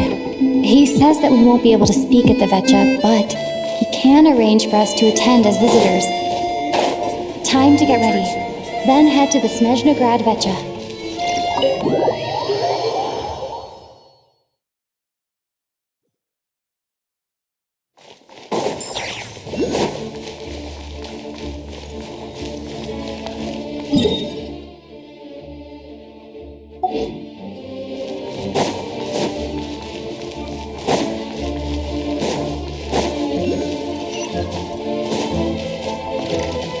Miss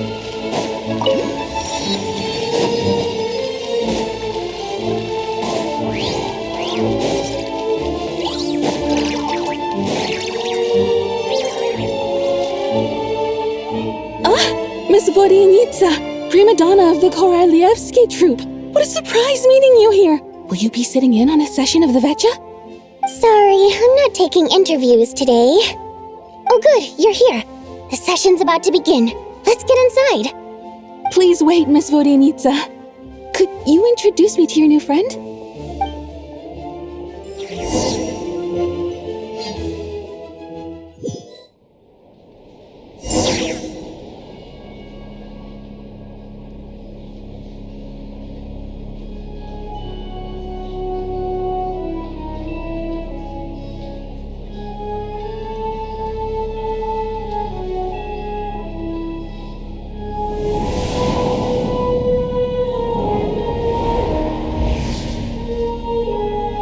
In summary, the energy management commitments made for the outgoing period have been delivered upon.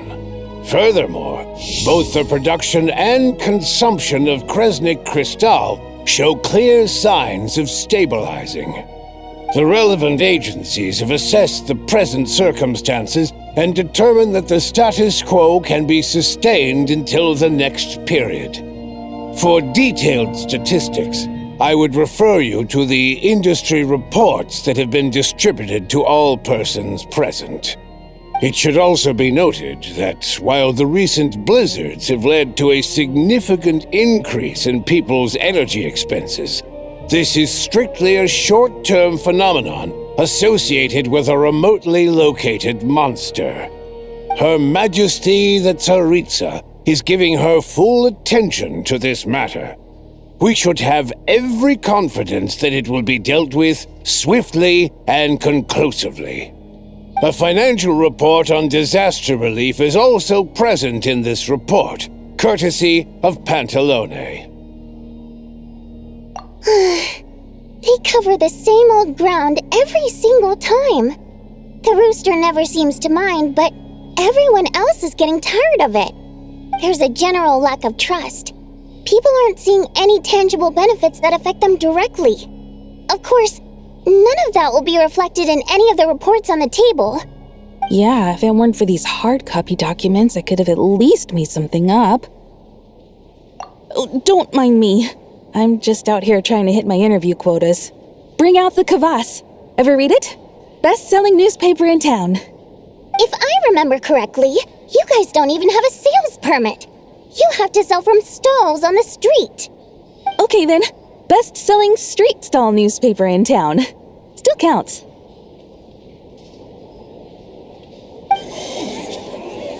Order! We will now open the floor to the representatives. If there are no further substantive issues to discuss, we will then proceed to a vote on this motion.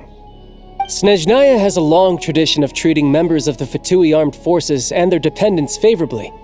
But recent surveys shows that Fatui families in remote areas have access to 15% less crystal than the average civilian family in Snezhnograd. It's been said many times before, but it bears repeating now. There needs to be a clear and consistent rationale behind how crystal is allocated, or we will soon face immense public backlash. Perhaps you wouldn't need to keep repeating yourself if you would hear me out for once. I say again, true consistency exists only in principle. In the real world, fairness is relative.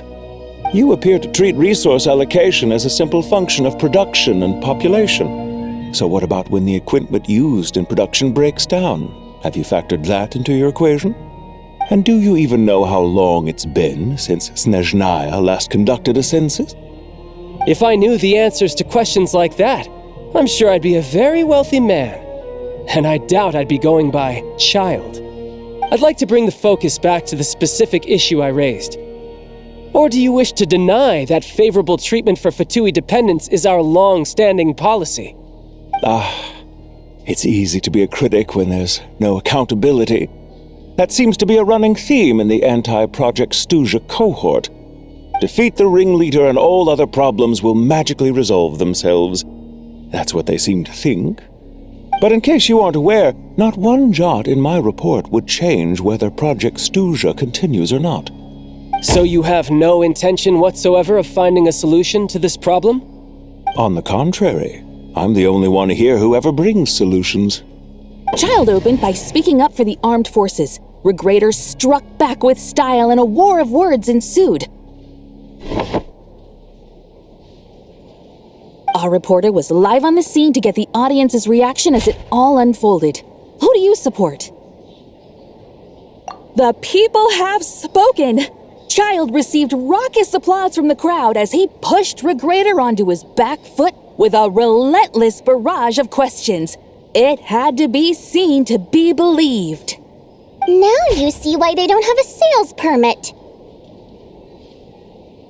However this reporter wants to spin things, I haven't forgotten that Tartaglia was representing the Northland Bank when we first met in Liyue. So, surely their relationship can't always have been this strained.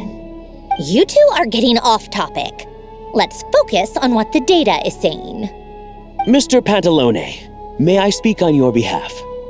Oh, please do. I'm more than happy to save my breath.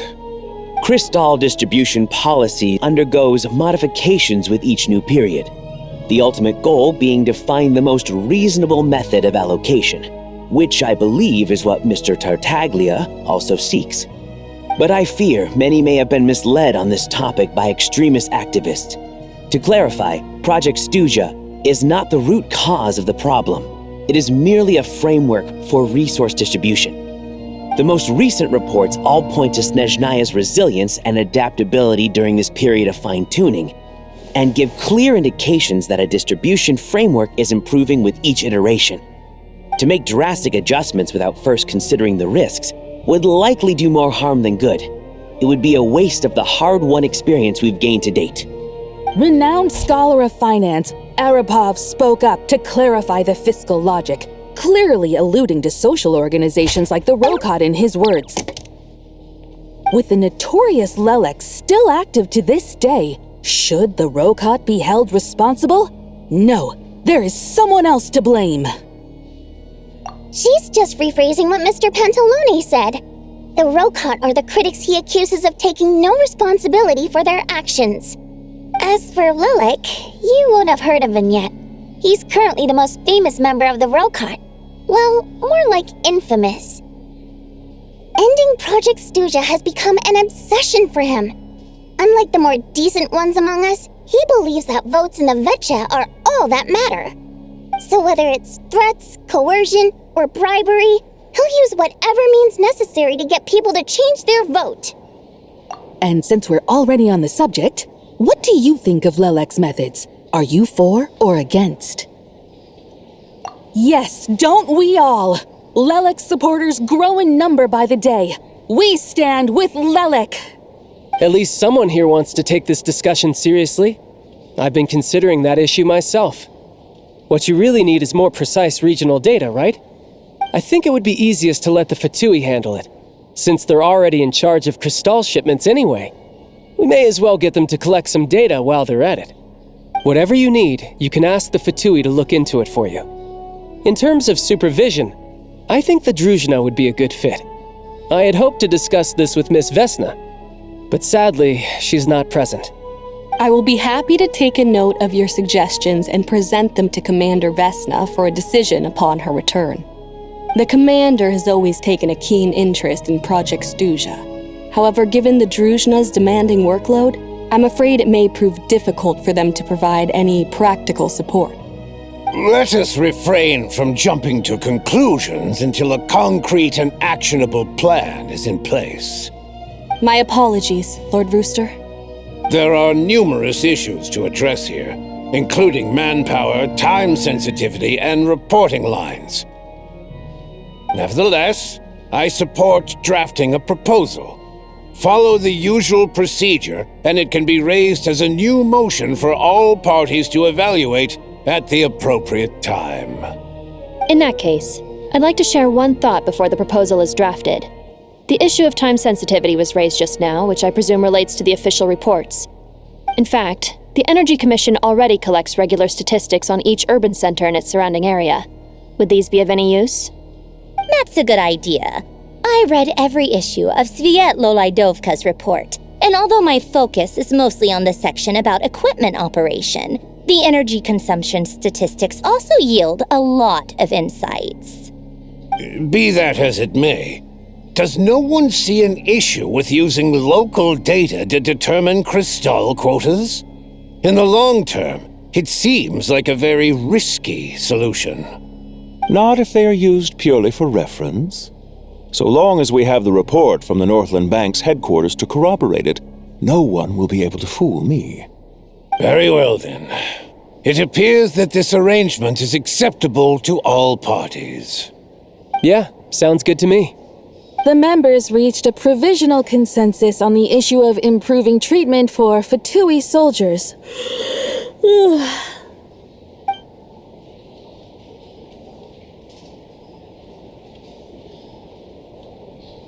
Today, the prima donna of the Korailievsky troupe attended a session of the Snezhnograd Vecha in the company of a most charming young lady. The question on all our minds is, what is the true nature of their relationship? Write anything like that again, and I'm revoking your permission to interview the troupe. Got it?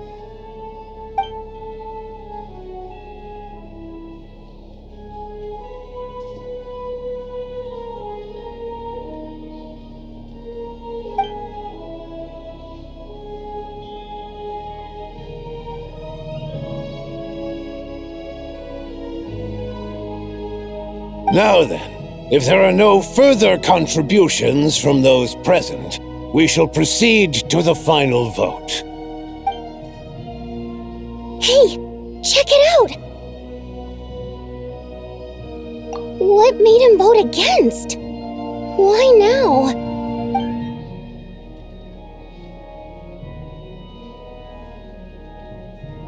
The votes have been tallied. Those in favor of continuing Project Stuja total 61%, securing a clear majority. That was too close. The margin has shrunk yet again. Chuganov was a huge loss. I'll bet Lelek is behind this. I wonder how Pulcinella will respond this time. Chuganov.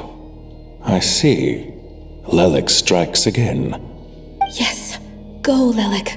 Once Project Stuja is defeated, our unwavering support at Bring Out the Kvass will finally pay off when we make our comeback. I can taste our victory already!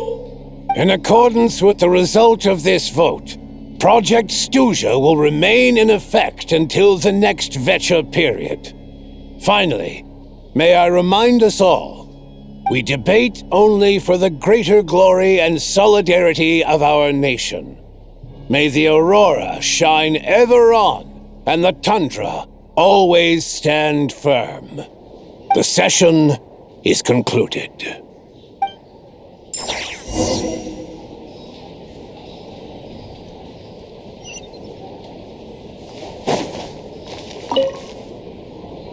I have to say, I really wasn't expecting Chukanov to vote against Project Stuja. Well, in principle, Snezhnaya's business and political elites ought to be the ones least likely to oppose it. As we heard, Project Stuja is basically just a resource distribution framework that requires everyone to cut back during the winter. But even if the policy got cancelled, the Tsaritsa's energy needs wouldn't suddenly go down. The extra demand from the public would have to be filled from somewhere. So logically, the factories would have to take the hit. I got a letter from Mr. Mitya just before today's session. He said he's confirmed that there are issues around overtime and excessive energy consumption at the Iskra manufacturing plant. In a situation like this, once the Rooster receives the report, he'll order the factory to halt production and submit to an investigation before issuing a penalty. But that's a week-long process, and thus didn't make it onto the Vecha agenda this time. I don't think he suspects anything so far. Exactly. And as you know, he's a very selfish person. I was originally gonna try and flip him after he received notice of the official sanctions. My plan was to convince him that the whole thing was completely unfair. Rather than just sit back and take the hit while his factory stopped production, he'd be better off voting to end Project Stuja.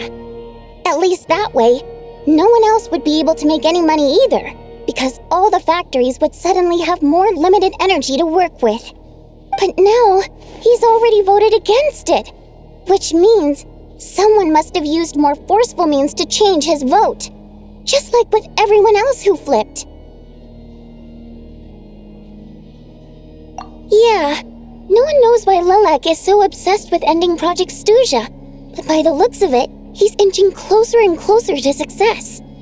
Lilac must have strong motivations, given how he'll stop at nothing to achieve his goal. Maybe he knows the full truth of Project Stuja. Maybe my next step should be to focus on him. Oh, right. What are your plans for the rest of the day? Shall we head out? Hey, comrade. I noticed you were here during the debate. I didn't take you for a political enthusiast. Greetings, Harbingers. I just happened to have some free time today, and my new friend here thought it might be fun to check out the Vetcha. Ah, Odette must have introduced you. Looks like you two are getting along pretty well. I'll leave you to catch up. I should head back to the troop. Sure. Break a leg and all that.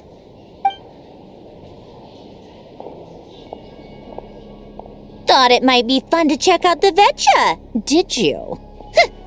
Things are never that simple with you, Traveler. There's no way you're here for kicks and giggles. Tell me I'm wrong. Oh, yeah. To some, he's a captivating enigma. To others, he's the bane of their existence. No one ever thought that some anonymous nobody from the Rokot could cause such a stir. Huh? You want to look into Lelik? Then I'm sure his days of anonymity are numbered. What do you think, Sandrone? Fine by me, I guess. If the Traveler actually manages to expose Lelik, it'll be doing Pulcinella a favor. In return, it seems fair to let her in on what we've learned so far. My thoughts exactly. Sharing is caring, after all. Head back to Glupov and grab the files on Lelik. It's easier to just pull the records than go through the rigmarole of getting the Traveler a visitor's permit.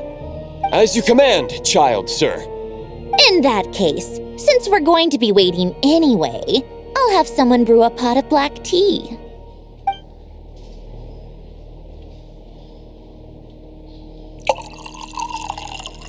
One common thread among the many incidents Lelik has been involved in is that the victims are all too scared to share any real information about him. Clearly, he must have threatened them in some way. His modus operandi is to silently infiltrate the scene and leave a threatening letter behind. But neither the letters nor the crime scenes ever yield any clues to his identity. So all these files have to offer are short statements by the people affected. They don't give us a lot to go on. If nothing else, it shows we're dealing with a trained professional who's versed in counter-surveillance. Yes, and to that point, he often strikes in highly secure locations. The victims are high-ranking and influential people who take their personal security very seriously. Somehow, Lelik slips right into their rooms without making a sound. There's never any eyewitnesses, nor the slightest trace of a break-in. If he can get in and out undetected, it means he can strike without warning. Not that that's ever happened so far, but the thought is enough to scare these people sleepless. It's hard to believe that a human being could pull this off flawlessly every time, so they switched the focus of the investigation to Faye. Unfortunately, no one's found anything yet. Careful, don't underestimate me. Although truth be told, I'd probably find it hard not to blow my cover. Direct confrontation is more my style. We haven't ruled out the possibility of Lelik being human. It's just, there can only be a handful of people in all of Teyvat who'd fit the profile. Faye, on the other hand, plenty would have the ability, but few would have the motive. No, not as strong as me. You'll never find the culprit with criteria like that. Let's go with a little weaker than me. Oh, you hit me right where it hurts. I'll admit, he's strong and meticulous. But can we at least limit this to candidates who have something to do with Snezhnaya? She's just trying to find a reference point. Stop getting fixated on who's stronger than who. But that's the most important thing. In my opinion, anyway.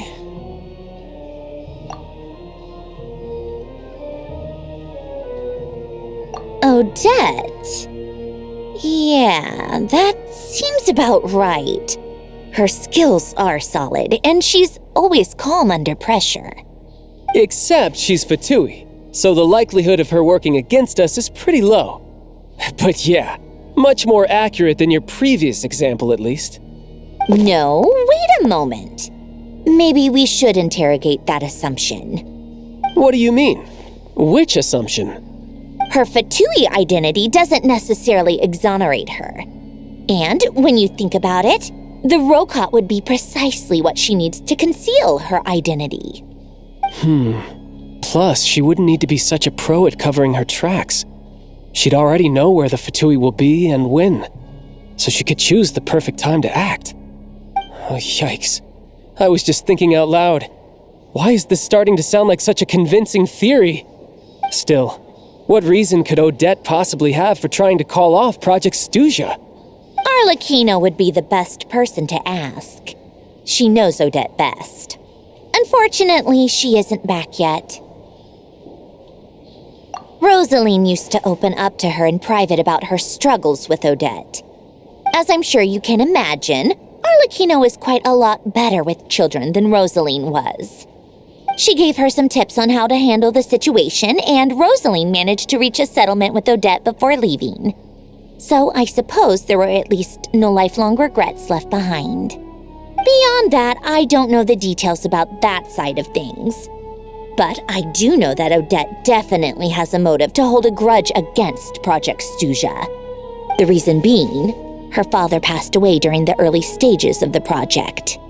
That was back before it had been named Project Stuja, when things were still being worked out.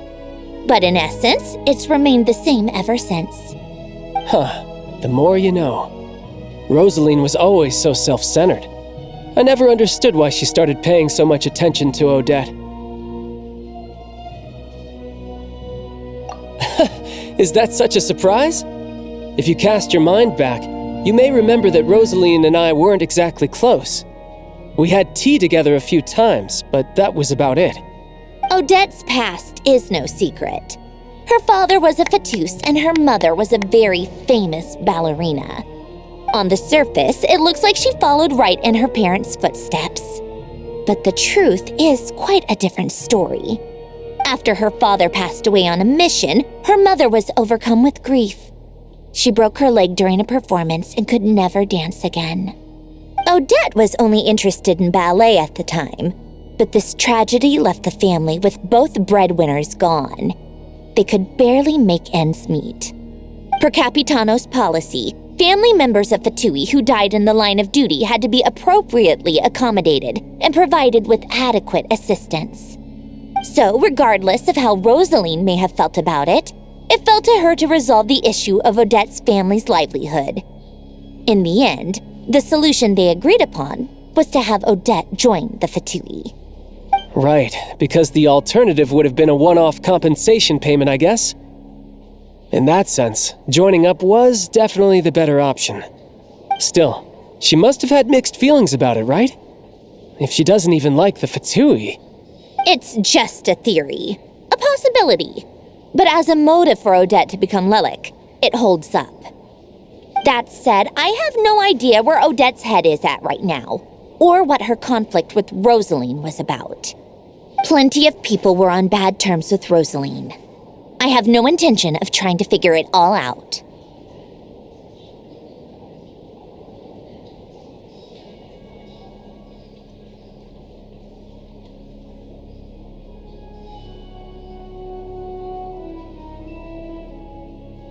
Yes, but there's not much point in discussing that now. Yeah, back to Lelik. Since our investigations so far have turned up next to nothing, we've got nothing to lose by trying a new angle.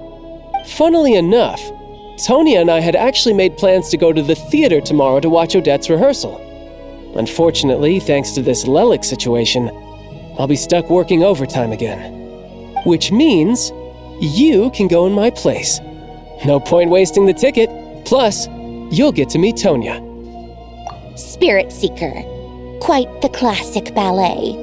It was passed down through Odette's mother's family for generations, though it hasn't been performed in years. But Odette's been practicing it diligently, and it's finally ready for a return to the stage. Excitement is through the roof. Tickets for the official performance sold out long ago. Tonya's excited for it too. She's desperate to see it no matter what. Personally, it's not really my kind of thing, but since she's my little sister, I had to figure something out. I've actually seen it several times before. The story's pretty straightforward. The lead character follows a trail of clues left behind by a spirit, gradually recovering her memories along the way. It's a tale of love and regret. So not exactly reinventing the wheel, at least by today's standards. But when that classic melody kicks in and the lead character begins to dance, it always gets me. It really is beautiful. Not an easy dance to do justice to, though. I know it's always been Odette's dream to perform this piece, but I'm not sure she's really ready. In that case, I think that even if she is Lelik, we should wait until her performance is over before we respond. I'll let you take it from here, comrade.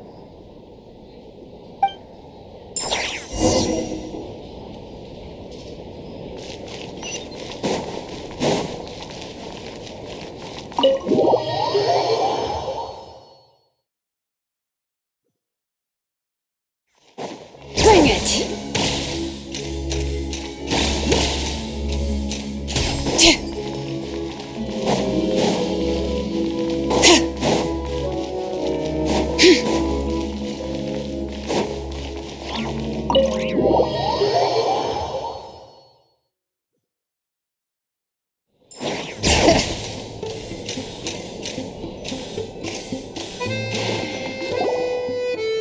Sounds like you've made a ton of progress today. It's good that everything's going so smoothly. Next step is to head back to the theater and get a clear answer from Odette. Either way, Paimon doesn't get the sense that she's a bad person. Sure, she might have done some pretty extreme things, but Paimon bets she has her reasons. Maybe this is going too far, but with everything she's managed to do so far, wouldn't it make more sense in theory to be even more, heavy-handed? Why leave a letter when she could, we know there are plenty of other ways to keep people in line, right? The point is, she could have gone further, but she didn't. So, if it is her, she's got some principles at least. Yeah! Well, all you can do is follow the facts wherever they lead. No change, really. But that thing Paimon told you about yesterday? Paimon feels like she can sense it more clearly now. Hearing you talk about your day makes Paimon itch for an adventure. If only she could be there with you so we could experience it all together. Yeah, I wish you could be there too. I'm not used to adventuring alone. But don't worry, we'll get to the bottom of this. Guess it's just one of those things. Never mind. Paimon will behave herself and keep resting.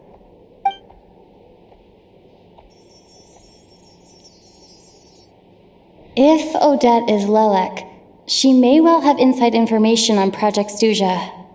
Her father was involved with the project's early implementation and tragically died in the process. Now, she's dedicated herself to bringing it to an end. It's hard to imagine she could have gotten this far without knowing anything at all about the Tsaritsa's true intentions.